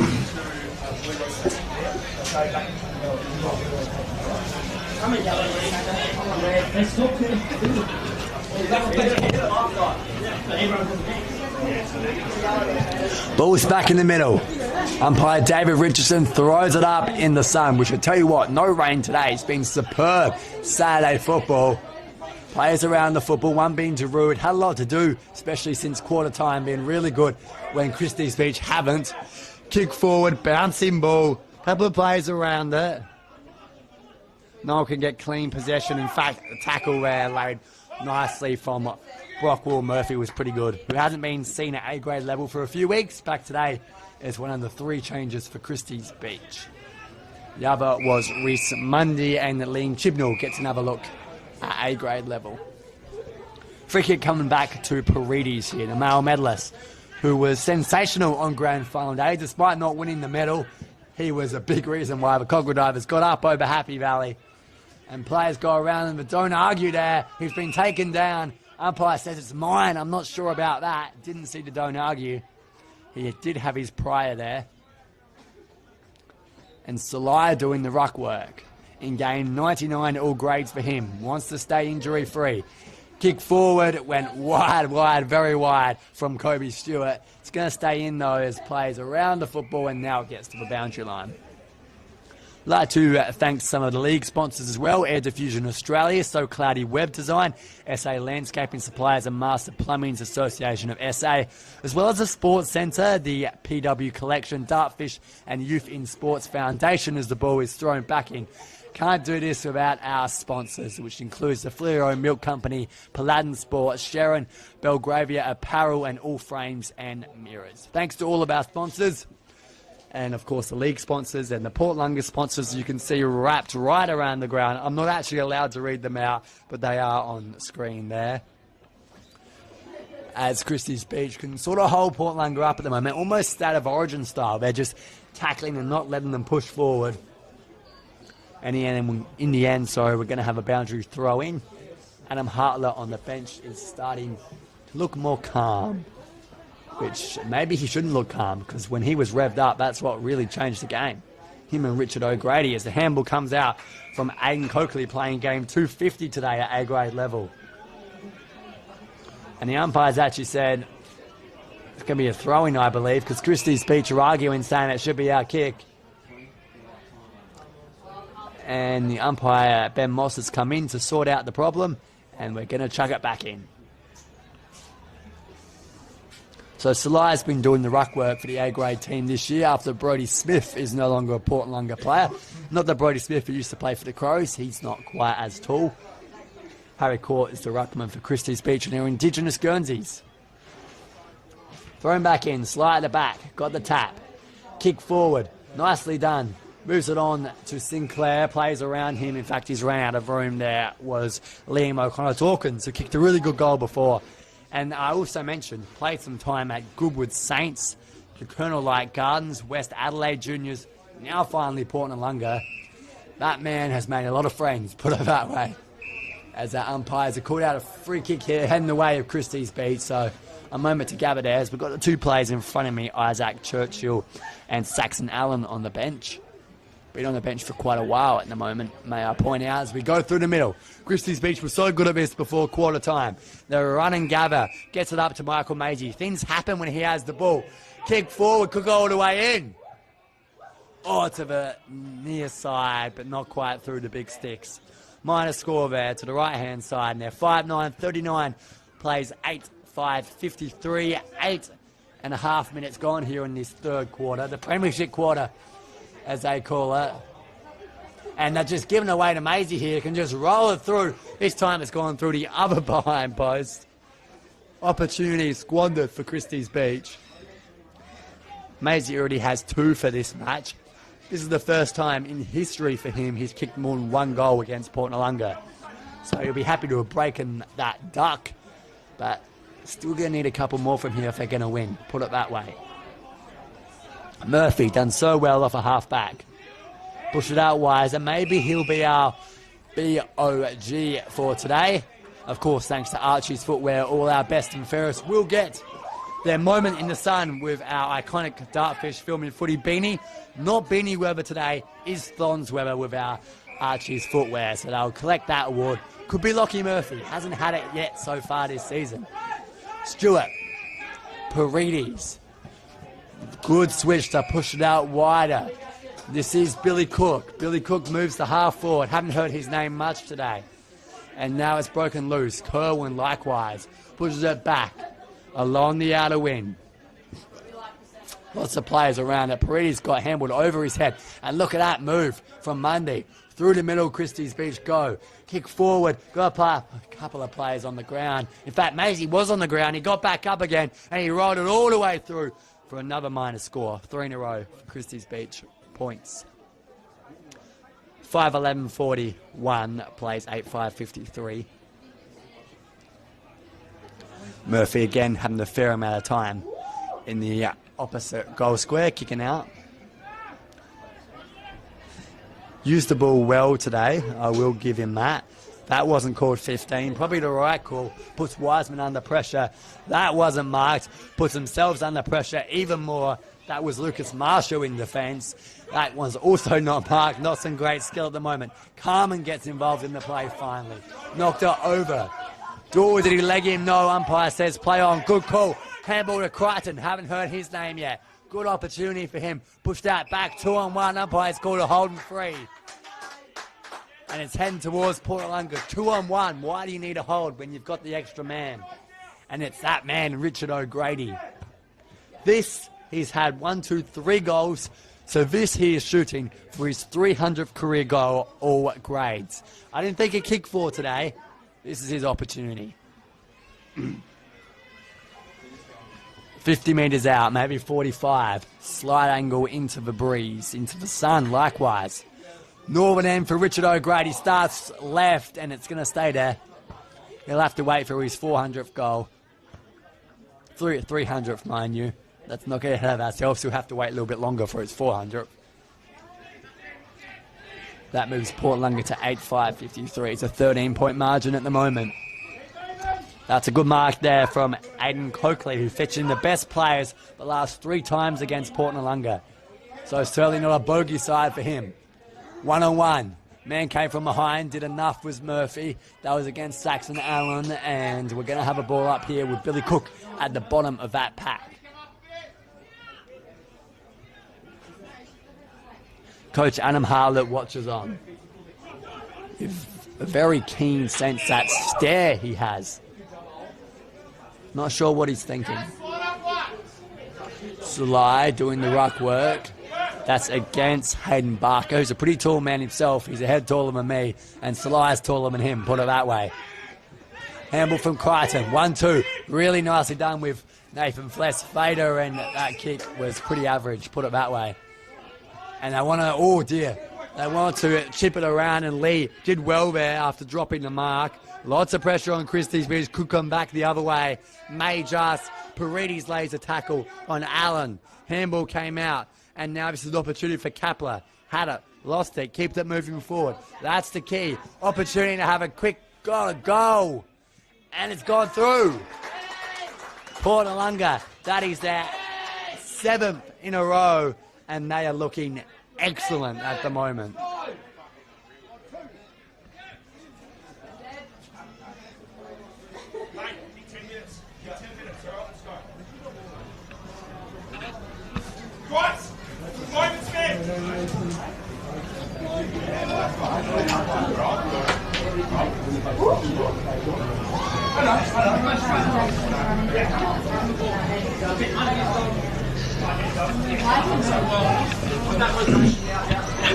Zach Shaw kicked the goal just before quarter time siren to make it 5-1. Since then, 13 minutes into the third quarter, 9-5. Port Noarlunga are proving their premiership credentials today. Maisie's been put in the middle. That's a good move. They need to get him on ball. In fact, it wasn't Maisie, it was Monday, pardon me. Maybe they should get Maisie on ball. Players around them. And then Murphy escapes, done really well off a half-back. He's just able to use the ball well, except for when I say he's able to use the ball well, as he turns that one over. Short kick. Oh dear, maybe wasn't a great option. Done well there was Ryder Pyman. Haven't heard his name a lot today. Put some pressure, and in the end, the intercept mark came from Billy Cook. And Billy Cook, of course, today is game 290 for him, all grades. Our records go back to 2009 for him, and that was in the under-16s. So he could have been playing before I was born, put it that way. Plenty of players in that ute behind our kicker. Mark's taken. This is Carmen, third possession for him. Hasn't done a whole lot with it today, nor the last couple of weeks. Has an opportunity, though, to step himself on the game with this kick. And that one wasn't 15. Gets it back. Oh, now he's stat padding. Gets the Dusty Martin. Don't argue. That's how you get yourself on TV. And in the end, it's Kerwin who's taken the mark. So from 0 to 0 for Carmen. Takes his time, Kerwin, before he goes across. Probably wasn't 15. And that may be the same, but umpire's going to pay it. This is Coakley. Game 250 for him in the A-grade level for Christies Beach. Well done to him. That's a massive achievement. And Daniel Lee at the back. Strong hands. Only man who really watched the ball in flight. Handballs off to Mundy. Inside forward 50 downfield. And Mundy is a bit of a feisty man as we take a look at that. And they come in from all angles here, Josh. Our cameraman is spot on with this. Bit of pushy, bit of argy-bargy. And Mundy, put it this way, he's a hothead. So you don't want to be laying too much body into him. Downfield free it was, from memory. In fact, it definitely was. 2 the man who last kicked the goal for Christies Beach. Zach Short has 2 for the game, has 22 for the season. This for his 3rd goal, and how badly do they need this? Sprays it to the right. Didn't even score. And from quarter time, that pretty much sums up Christies Beach. 9-5-59. It's a 19-point margin, 5-10-40. 16 minutes gone. Mark taken there from Harry Court. Done okay in the ruck. Jonty Murphy hadn't hit. He'd seen a lot of him. Haven't sighted Harrison Butcher today either. In fact, until he kicked it right there. Handball across. Daniel Lee done well. Was number 33 in the top 35 SFL players, but he gives that one away. That was done by the advertiser a few weeks ago to Sinclair. Wiseman, one of 7 premiership players playing today, which isn't a lot. If they get the win, then it doesn't really matter, I suppose. Murphy, gone backwards to go forward. Spots up a man on his own. It's Crichton. Good hands. Should have used the handball. Didn't. Now he kicks it in that direction. And this is Kobe Stewart, who kicked 32 goals last year in the under-17. So maybe he's at the wrong end of the ground. Wiseman again. Lots of kicking back and left to right without really going anywhere. And now they throw it down the throat of Christies Beach. So skill errors. They didn't really do much with that Port Noarlunga. Inside forward 50 for the Saints. To the back of the pack, Murphy on his own. Why bomb it in long? Lower your eyes and find the target. This is Stewart. Short kick. Mark's taken. It's our man Savage, I believe. He's going to take his time before he goes along the outer wing. Carpenter's pointing at something in the end. Christie's Beach with the intercept marks. I feel like there's been more intercept marks than actual marks today. Nice move from Mundy. Jonty Murphy gets involved. Pushed out wide, sliding mark. Really good effort. And this is an interesting moment in the game, put it that way. Zach Short, similar spot he just had his last shot, which went out on the full. Redemption. That's the word I would use. He was the last man to kick a goal for Christies Beach, just before quarter time. This through his 3rd of the match. Can he be the man to put the Saints on his back?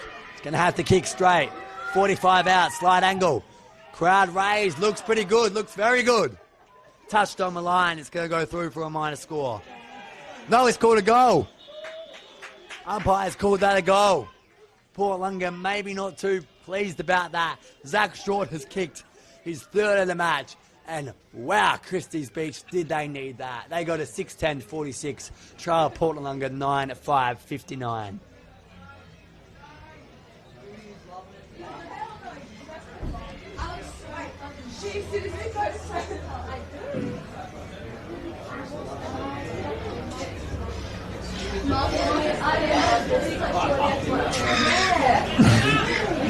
Quarter time at Marvel Stadium in the AFL. North Melbourne lead the Demons by 12 points. Interesting matchup there as the ball is thrown up. Quart and Sinclair doing the ruck work. He's a tall lad, so you might as well put him in there. And he's durable, can get around the ground too. It's always a good sight. Plays around the ball. No one can really dispose of it because they get tackled just immediately. Now they can. Pushed up towards Christies Beach forward line. Had more of the ball in this quarter, but have conceded 2 goals already. They break a run of 8 goals. Christies Beach with that goal from Short. Opportunity mark. Intercept mark again from Brockwell Murphy. And that one, well, I didn't see the Christies Beach player for quite a while. Carmen gives chase. Not much of a tackle, more of a push, but he gets to the boundary line. Umpire says throw it in. That was a good moment from him. Up against Nick Paparella, Adelaide Giant baseball player, so was his dad. And they both had time over America in baseball and in footy. Very jealous of families that have natural sportsmen in every sport. Court pushed out wider. Wiseman read it best. Got 2 hands to it. Couldn't take the mark. Sort of pushed in the contest by Allen. Plays around it. In fact, it was Nick Via in the end. And now towards the outer wing. Altman's going to get it and go. It's got a couple of players behind him chasing. Nice kick. One was Butcher, and in the end, the mark's been taken by Carpenter. Yet to kick a goal. Probably needs 3 who think if Port Noarlunga are going to win. Although they're finding options pretty easily, so maybe not. Maybe he's the connector today rather than the goal scorer. This is Ethan Salai. Game 99 for his career. Touch wood, he makes it through to next week. one of the juniors which has come up this year, along with Carmen, along with Ortman, along with Stewart and Sinclair and Savage. There's a lot of young guys, including Wiseman, that have shown up as he strolls through and kicks a settler for Port Noarlunga, a steadier, as they call it. That was Ethan Salai.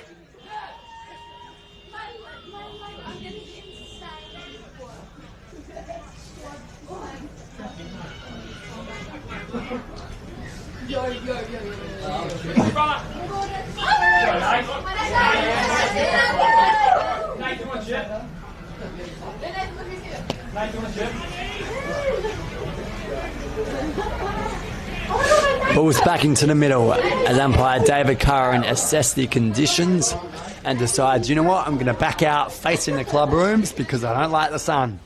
Good call for him. Maybe he'll come out in the last quarter with a hat. Paparella, handballs backwards, plays around it. Murphy in the middle now. Didn't really use it that great. Opportunity for Christies Beach. Crowd yell, go, go, go. This is their opportunity.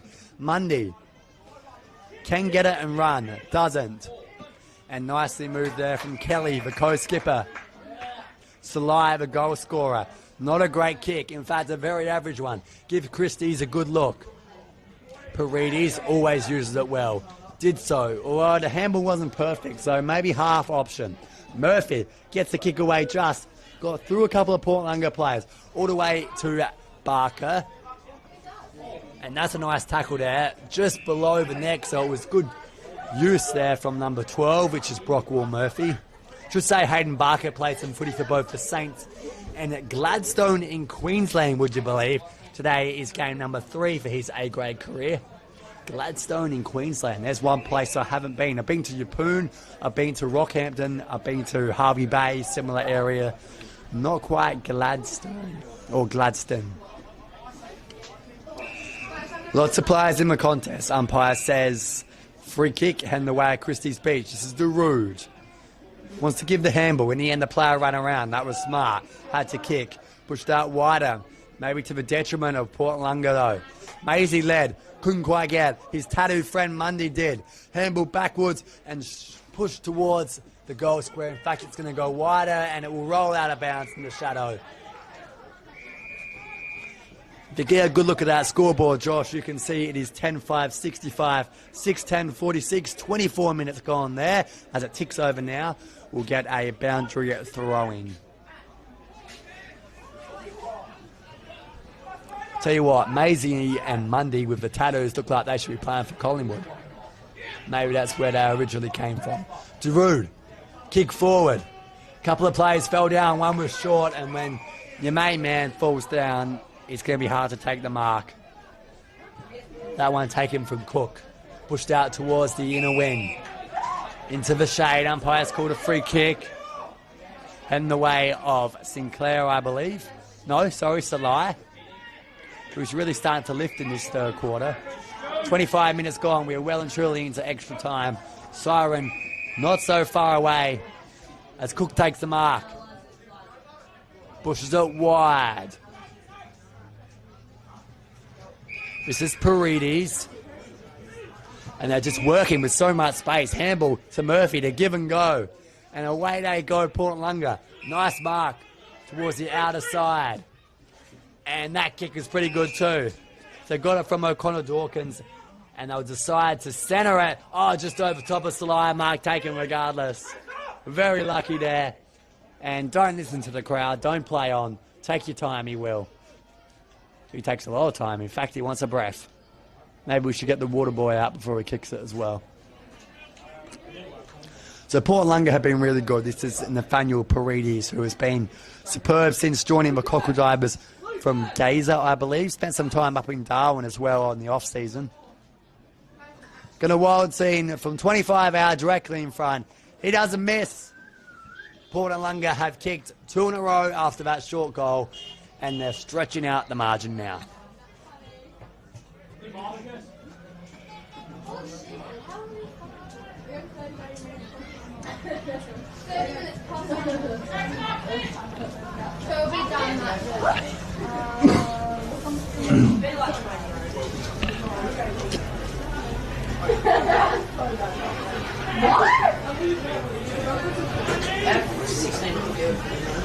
Of course, our BOG in this match will get to win the Archie's footwear and the iconic filming footy dartfish beanie.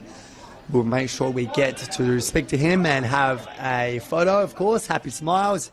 Everyone's happy when you win a prize for being best on ground. Not quite a TV like they do in the AFL, but hey, who needs 5 TVs? Maybe someone needs a beanie. Put towards the forward line. Short was underneath it. Siren's gone. Intercept mark. It's 3/4 time here at Port Noarlunga, and I must say this is getting a little bit on the ugly side for Christies Beach. They've kicked 1 goal since quarter time. It is 11-5-71, 6-10-46. Port Noarlunga have not lost a game today. They're looking for a clean sweep. You're watching the Southern Football League, all thanks to Dartfish and Filming Footy. We'll be back with the last quarter and the goal scorers shortly.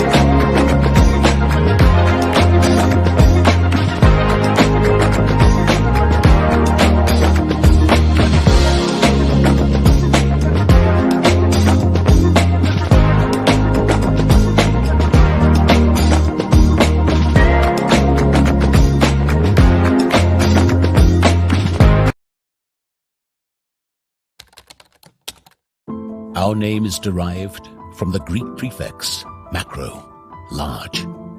From the day we were born, this has been a promise for the future. We have grown through dedication, sweat, self-denial, faithful to our mission of being on the side of those who put themselves on the line. Through our name, we celebrate the greatness of those who believe there are no obstacles higher than their dreams. The courage to get back up after falling. The obstinacy of believing until the end. These are the values embedded in our logo. The Macron Hero. It's a celebration of sacrifice and tenacity. Up until your personal victory. Until your arms are in the sky. Become your own hero.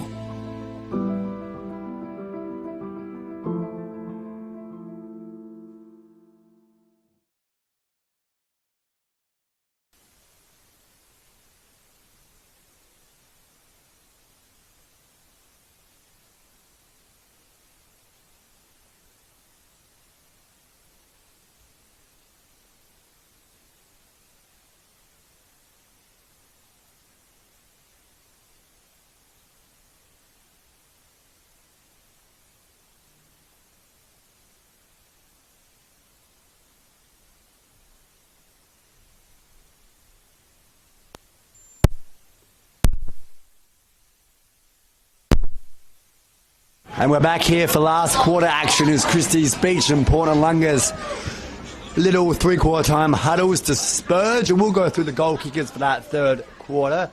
We did have the first one from Sinclair. He kicked his second. Kapler got on the scoreboard with a really good goal. Short. Was it a steadier for Christies Beach? In the end, probably not. Salai kicked the goal, well done to him, and Paredes got on the scoreboard with an easy set shot, 25 metres out. That's how it looks right now for Portlunga, 11 goals to 6. Not sure if we've got some around the scores updates. We'll find out very shortly if we do. But some interesting games it was, let me put it that way. Half-time, Happy Valley was leading Ironbank. Flagstaff Hill was leading Morfett Vale. It was relatively close with Hallett Cove and Ranella, but the Wineflies were leading there. Got our players in the centre of the park, ready to go again as the sun begins to set here down at Seaford, Portlunga, in fact. Umpire Ben Moss is waiting for the go-ahead with his partner David Richardson, who have done a pretty reasonable job today. So have the boundary umpires, and the goal umpires have as well. Last quarter action, balls in the air. We are set, ready to rock and roll. Ball's thrown up, players underneath it. Lots of people around the football. Paredes is one of them. Step back was Lockie Murphy. High kick towards the outer side. O'Connor Dawkins around it. There's a name for you. And look at the speed from Carpenter. The boundary line's going to beat him regardless.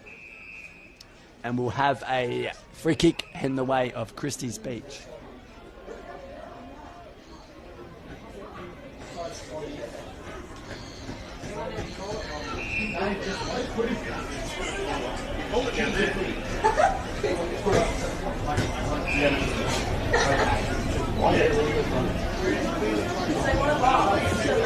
So we're still waiting for the ball to, in fact it has got back into the hands, and away we go. Kick forward, nicely done from Mackenzie Neild. Haven't seen enough of him today. Does use the ball well though. Pushed out wider, Short's opportunity. A little high up the ground for him maybe. Did the tackle though, applied the pressure as they say. And Kapler kicked the goal in that third quarter.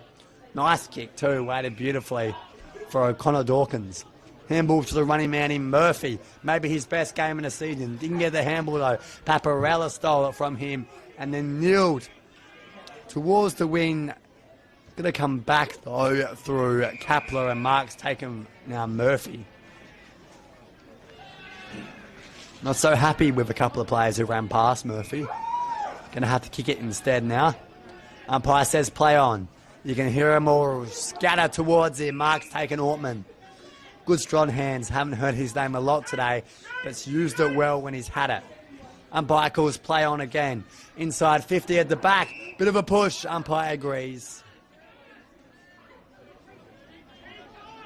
Christies Beach free kick, and it's coming all the way back to the win here, and Mark is taken from Murphy and Coakley in game 250 at A-grade level.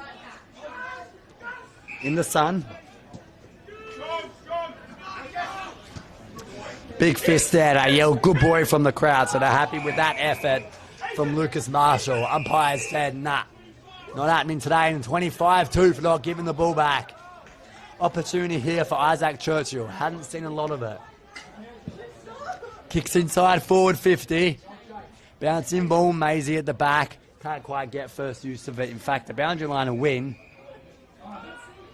Christies Beach, they knew it went over the line, but they wanted to play on. Umpire was a little bit smarter than that. A wry smile to the right of me from Adam Hartlett. So he's back feeling chappy. If I kick a couple of goals, Christies Beach, that smile may disappear. Shaw doing the ruck work against Salaya, but Salaya was the only man near the ball. Wrapped up from Kapler. Aggressive tackle, but a good one.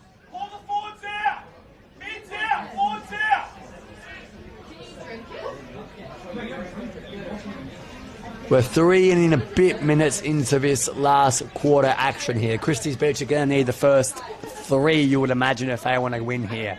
They have 5, 4 and a bit goals down. Put it that way. Pushed out towards the wing. I think Portlunga are kicking with the breeze as well. But Christies Beach have lost the ball so far. Mark's taken. This is Sean McVire. Today's just his second A-grade game of the year.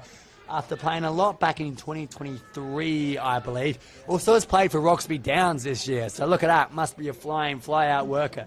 As Coakley's around the ball. And we're going to get a ball up.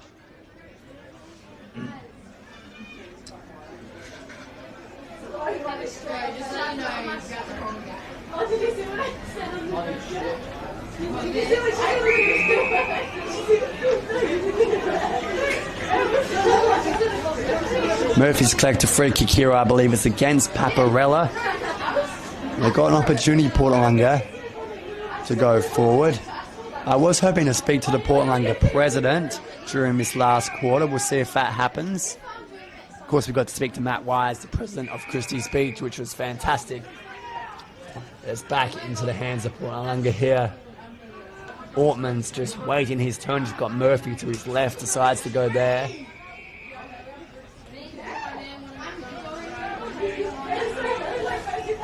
I'd like to thank our sponsors, ProBuild Australia, Domain & Co Real Estate, Air Diffusion Australia, the Aussie Inn, the Christies Beach Hotel, Darfish and Archie's Footwear. As Portlangar, well, they give that one away, but they just sort of keep in possession, not being too attackive, there's a new word for you. Stand on the ground win here. This is Coakley. They've got to get in long, Christies Beach. They've got to get some good movement, some crummers. Punch there was nicely done from Savage. Player's going to move on. Got away back. Coakley again inside 50. Bombs it long, one-on-one with Maisie. Can he hold the mark? No, he can't. Umpire puts the whistle away for a push. Player's going to move on. Knocked out back towards Paparella. Paparella inside forward 50, and it's a bit wide. In fact, it's very wide.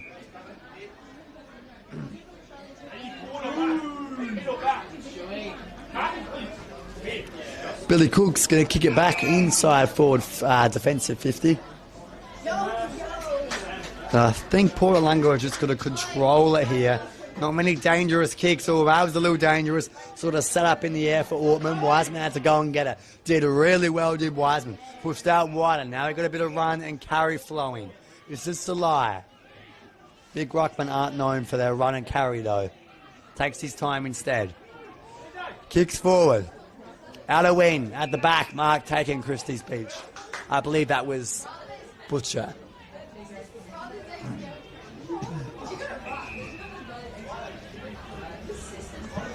So Butcher's looking into the sun. Now it plays on. Umpire let that go for a while. And that was what sort of kick was that? O'Grady put his hands up. Mark's taken regardless. Nervous into the shade. And now Giroud. In front of a new scoreboard. In front of the Portlangar faithful, I should point out. It is, of course, NAIDOC week in the Southern Football League. They're wearing their Indigenous Guernseys. Good-looking Guernseys too, may I point out, as Ortman takes that intercept mark. And through the middle, Portlangar have options. Just go over the head of Kirkland. That's lucky for Portlangar. Lots of players around it. O'Connor Dawkins lays a tackle. And we'll get a ball up here, about 35 from home.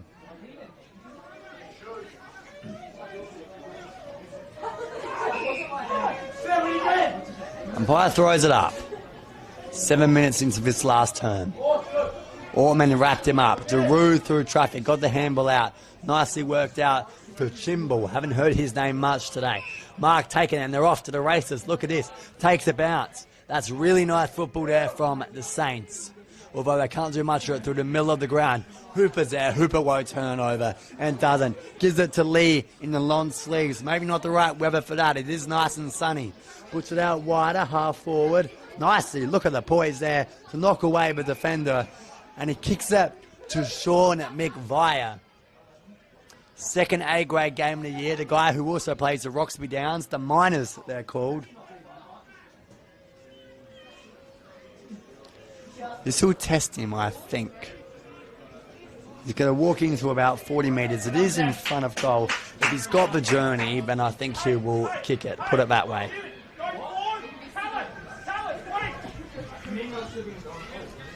Christies Beach need this. You cannot doubt that. The kick's on its way. It's got the journey, and it's got the accuracy too, like I said. So Sean McVire gets on in with the action. Haven't heard a lot of his name, but he's made an impact.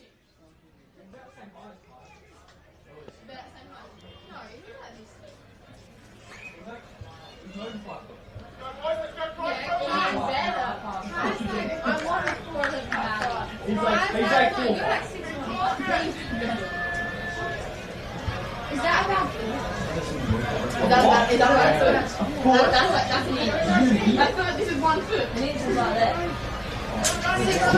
I'm 6'1". No, you're not. When? 6 feet. How much would 6 feet? No, How much would a foot be? it's longer than that. Someone next to me has just declared that he is 6'1", sorry, 7'1", and I hate to break it to him, I don't think he cracked 6 foot.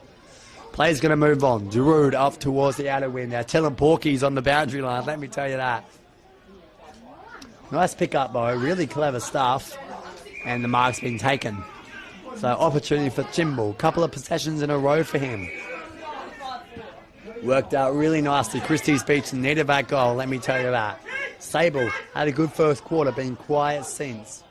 Plays around the football. Bit of a bump. Umpire didn't like it from Lucas Marshall. And they get into him here too through Wiseman. And umpire, careful, just blows his whistle a couple of times, says bring it back to Sable. This is Nathan Sable, who's had an injury-prone year. Back playing good footy today to co-captain. High, says the umpire. And I believe it's gone the way of the Cockle Divers. So today is just game 6 for his season, Sable. Played 19 last year.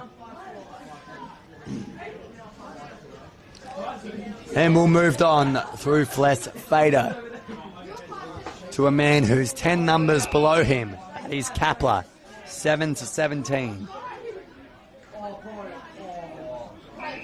And again, Port Lunga just want to steady, drill down the clock, which I think is a good idea.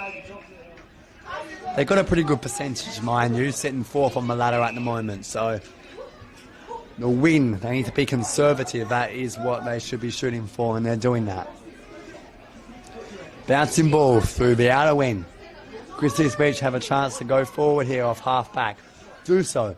Handballs towards the centre of the ground, just gives it straight to Paredes, though. Not a good option. Man at the back. Big option here. Port Lunga have the mark. It's Richard O'Grady. This for goal 300.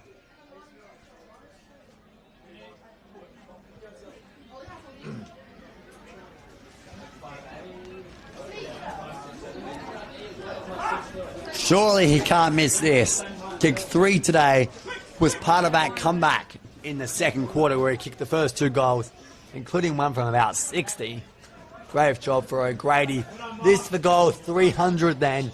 All grades. Richard O'Grady dead in front. They probably won't know it, the players, but they'll still celebrate it. Well done to him. 300 goals and 4 today. And a sigh of relief for Port Noarlunga.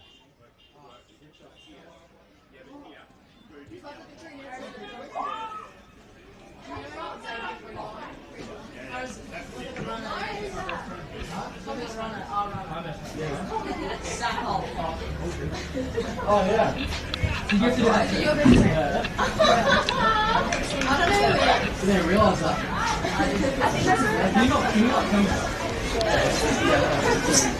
So I did ask Ryan Fitzgerald, the president of Port Noarlunga, if he does want to come down here. I was given the green light by a couple of spokespeople for Port Noarlunga. Looks like that may not be happening. This week we gave the option for both Christies Beach and Port Noarlunga to have their names and their faces on TV to talk about their clubs, and looks like one club has delivered that and the other have stagnated. Good to speak to Matt Wise though during the second quarter. Ball's been thrown up. Players around the football. Sinclair got the tap. And the crowd just say kick the effing ball, and eventually they do that. And umpire's blown a whistle too. Looks like it's coming back to Port Noarlunga here. It's Christies Beach, pardon me. Free kick for the Saints, and they've got to kick at least the next 5 or 6, put it that way. So it looks like it's going to be a comprehensive Port Noarlunga win. Umpire says play on, ball comes straight back out. Nice mark. So this is the moment for the Saints where you look to see who can get on form or in form. Can Maisie kick a couple of goals? Can Shaw kick a couple more to really end the day on a high? Sable, done well today. Kicks into the forward line, lots of players around the ball. Newt hadn't seen much of it. Lee's done all right. Sable again. Low drilling ball. This has got Maisie. Probably too far out to score, I would imagine. He agrees. Nice leading ball. Kick towards a couple of players. Dropped mark, should have taken. And now a shot at goal. Snapping left boot all the way to the line. Paparella was lively in the first half. Haven't seen much since.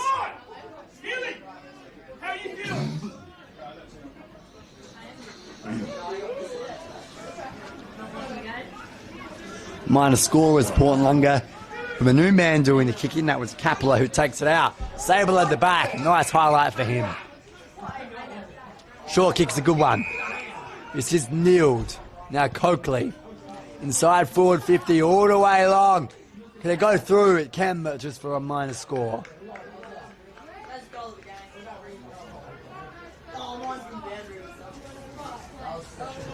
12-5, 77. Plays 7-11-53. 14, in fact 15 minutes gone in this last quarter. Just about 10 to go at max, you would imagine. It's been a low scoring, just 3 goals, I believe. As Sinclair's taken that mark, we'll get some scores around the grounds as well to see what this SFL ladder looks like. And of course, our player of the match, who will get the iconic Filming Footy beanie, as well as the Archie's footwear. Not sure who it's going to be as of yet. I will let you know at the end of the match. Players come around it. And they charge forward too. Looks really nice. Beautiful pass there. No one could quite take that mark. Maybe they should have. In fact, they wrapped up Christies Beach.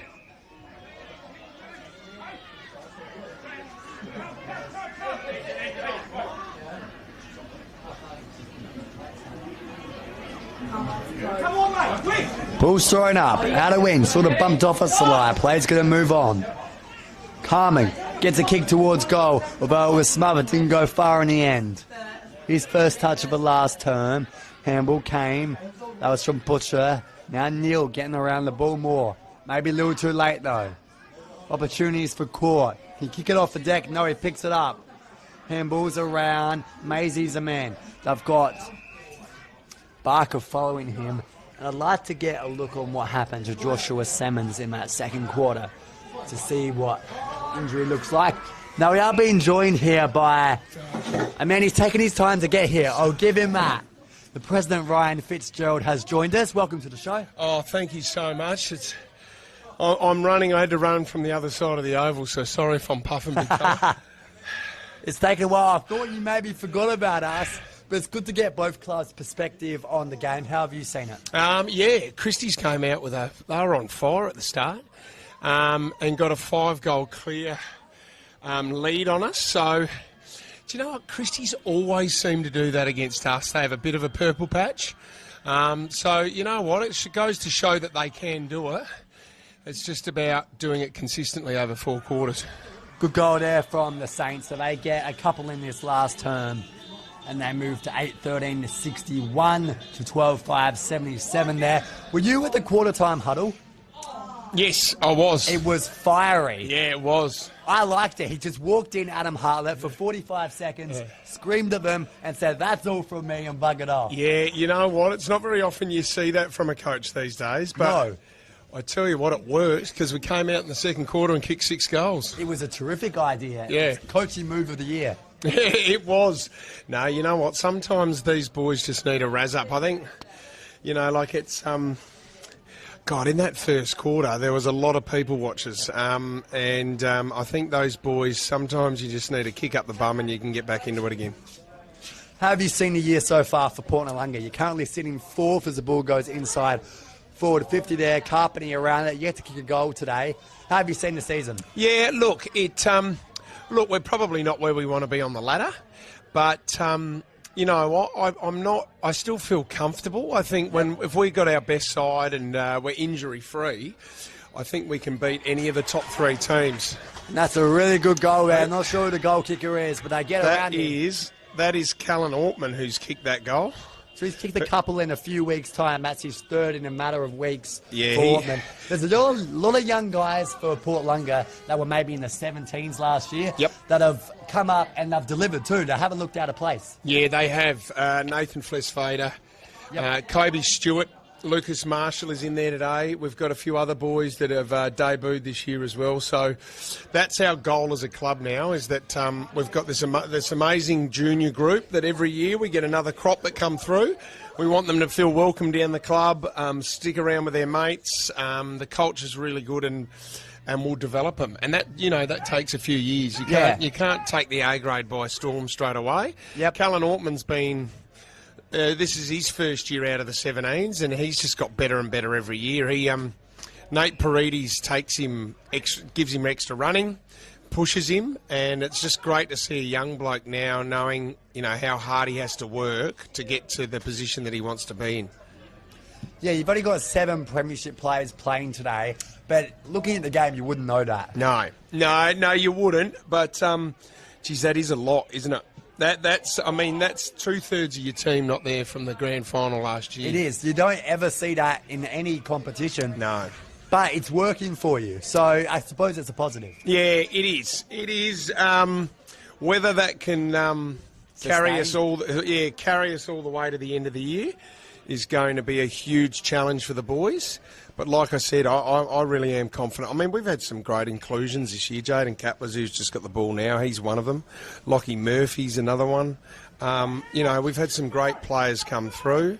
And then we've had some second-tier players like Ethan, who's rucking now as well, who's taken it to the next level. And so, it will take a while to develop these young blokes, but once they start learning A-grade football, it's really exciting for the club. Tell me, Fitzy, why did you take the president role? Is it something you've always wanted?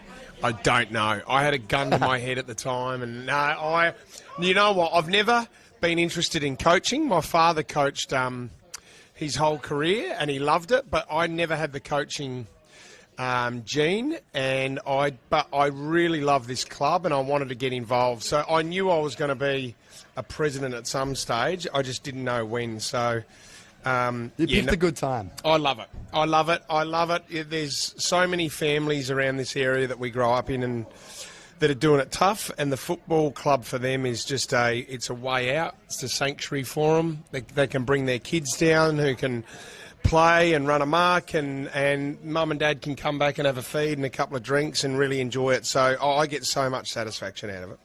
Carpeny's yet to kick a goal. Kick one? Gas. Looks pretty good now. Oh, he's hit the post. You're kidding me. So despite missing Zach Sproul, I expected a big day from Carpeny. Hasn't just had a lot of it, but you've been able to just kick a lot of goals. O'Grady's really surprised me. Yeah, he's Rich has always had amazing hands. He's been put up forward a couple of times. He loves it up forward, but he hasn't really got the delivery. Today is the first day it's clicked for Richard O'Grady up forward, and he's absolutely dominated. So if we didn't have him today, I don't think we'd be in this position that we are now. Yeah, he certainly was the fire starter in that second quarter. Kicked the goal from about 60 too. Yeah, that was amazing. Yeah. Amazing. He is. He's got solid hands, and he's a great kick. So he's good to have in the forward line. Oh. This is Darude's opportunity. Players around the football can get it to Churchill, and off the left. Needed to snap that one better.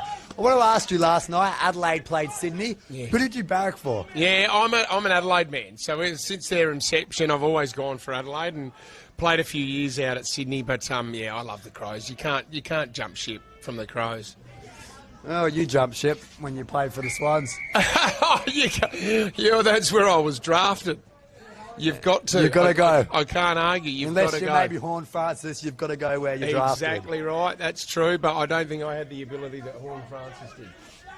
Oh, well, you got your face on TV. You made a name for yourself. Yeah. You got to play at the highest level. And Yes. whether you were super successful, you were still an AFL player. And, that's fantastic. Yeah, no, it is. I'm very blessed to get an opportunity to play AFL football and made some great mates out of it. So, it was an amazing experience. And the fact that you've been able to reach the stars for say and come back and then help out the local club. Noarlunga, and Matt Wise, the president of Christies Beach, even said this, you're the it club at the moment. Yeah, it is. We've struggled so many times in our history, in our 90-year history, but this is probably the best I've ever seen the club, junior-wise, senior-wise. So we now have to hold on to that. That is my job as a president, To hold on, to yeah. make sure that that's every year. We've got good juniors coming through, the seniors stay tight, and we have success. Whether we win it every year, it's going to be tough, but whether we've got to play finals every year. Now, this isn't relevant to football, but I'm a bit of a radio nerd myself. Yep. You've moved from breakfast radio to drive time. Yeah. What's been the big difference for that? Well, the number one difference is you don't have to get up at 4 o'clock in the bloody morning. That is true. That has changed my life. I did that for 21 years. And breakfast is great. Don't get me wrong, but, it does consume your whole life, and you hit the wall a couple of times a day. You get anxiety on a Sunday night that you've got to get up early all week. So now that that's gone, I'm just lucky to be given the drive role, and I just do 2 hours in the afternoon. I feel like I'm taking the piss. And of course, that's a national program now as well. Yep. So one nerds now, you're on a big No, problem. not at all. We got 1.38 million listeners, and we are the most listened to radio show in Australia. So it's not a bad title to have. Not a bad title indeed. This is Patrick Carman. Hadn't seen a lot of it today. Another one of those young guys stepping up. Shot on goal. Get it in, son. Crowd will be happy. He's missed Instead, it. he just pushes it to the left-hand side. 13-7-85. Today's 8-13-61. 25 minutes gone. What was your rating results the other day? What was my what? Radio results Oh, the other day. yeah. We're number one. Number one national in drive again, which was good. And like I said, 1.38 million listeners. So that brings in the clients. Yeah. And that brings in the advertising spend, and Nova like Fitzy a little bit more. There you go. As long as they're happy, I'm happy, and I can do radio from my house at Port Noarlunga. Is that more difficult than doing it in the studio? Ah, it's better. It's better. It's better because you don't have to go into the office. You don't have to deal with everyone all day. It's just great. You do it from home. See, I thought it'd be hard to interact with people over computer. Well, no, you're still on a screen, so you still see them. Well done, Caps. Great grab. But yeah, it's just, I find it a lot easier. Well, I mean, we can do it blindfolded. We've been doing it for that long. We know the show inside out, so it makes it easier. We've got a tradition here at Filming Footy where the co-commentator gets to pick the best on ground today, and they get a bit of a prize. They get the Dartfish Filming Footy beanie as well as the Archie's footwear. Would you like to be the man to pick our best on ground? I think without doubt, we would have been 8 goals down in that first quarter if it wasn't for Lockie Murphy. His game today has just been unbelievable. Just his clean hands, his disposal, 100% strike rate, just hitting players. That just goes to show the AFL experience that he has, but Lockie Murphy has been a standout. Full-time here at Port Noarlunga Oval, 13-7-85. They were tested early, Port Noarlunga. They came back in the second term, 8-13-61. Lockie Murphy is our best on ground. We'll get the Dartfish Filming Footy beanie and, of course, the Archie's footwear to him. Maybe Fitzy will join in the photo. Thank you for joining us. And is there a message you want to talk about the club before we wrap up our program? No, I'm very proud of the mighty mob. NAIDOC week this week, which is very important to our club, and Indigenous round is as well. But, we have some great Indigenous players here. We have a great women's program. We've got Ladies' Day today. I'm proud of this club. Our culture is in a really good spot at the moment. You can hear all the kids playing in the background, and that's what footy's all about. So if you want to come and join us, you'll find us at the bar. I know that's the song. If you want to come and join us, come and join the Mighty Cockle Divers. We'd love to have you. Fantastic. Thanks so much, Ryan Fitzgerald. No worries. Thank you, mate. Thank you very much. We'll see you soon. Great to talk to him and Matt Wise, as well as the Christies Beach president.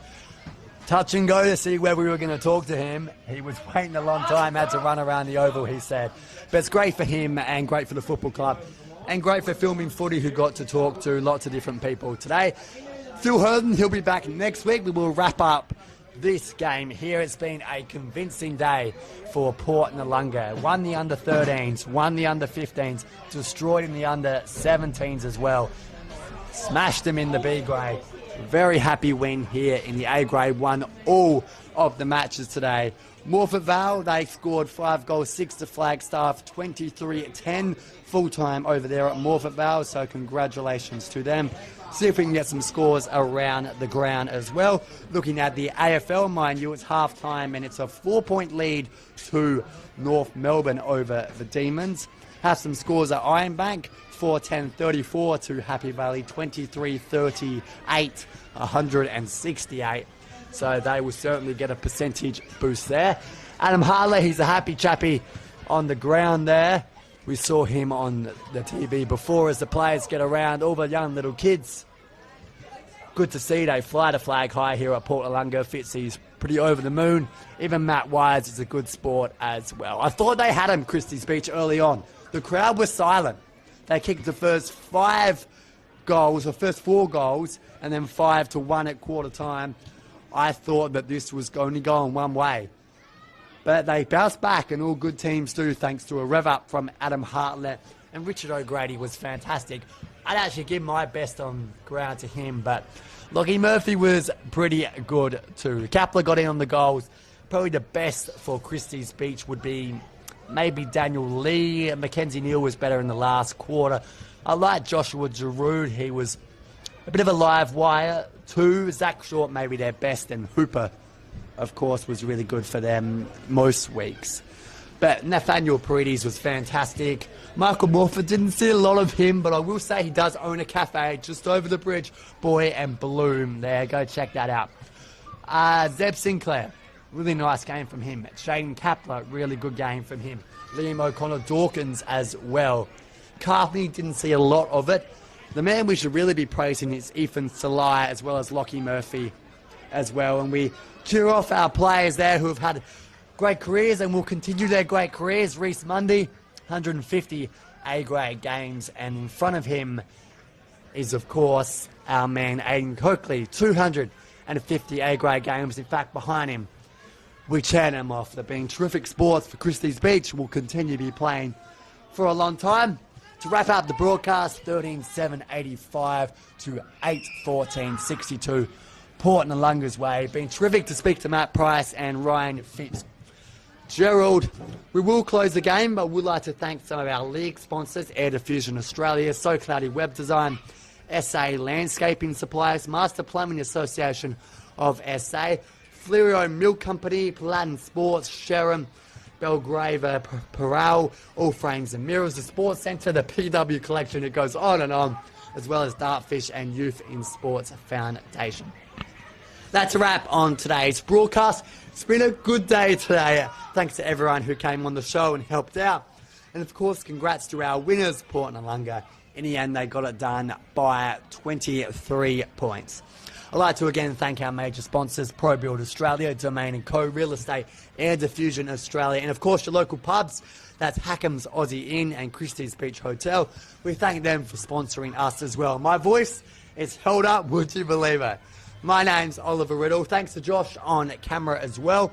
And Phil Herden will return next week when we travel to Happy Valley. Big win today, big win a couple of weeks ago against Port Noarlunga. We'll see the Vikings take on Flagstaff Hill, who are currently playing Hallett Cove as well. That's all to come on Filming Footy, and we thank you for tuning in.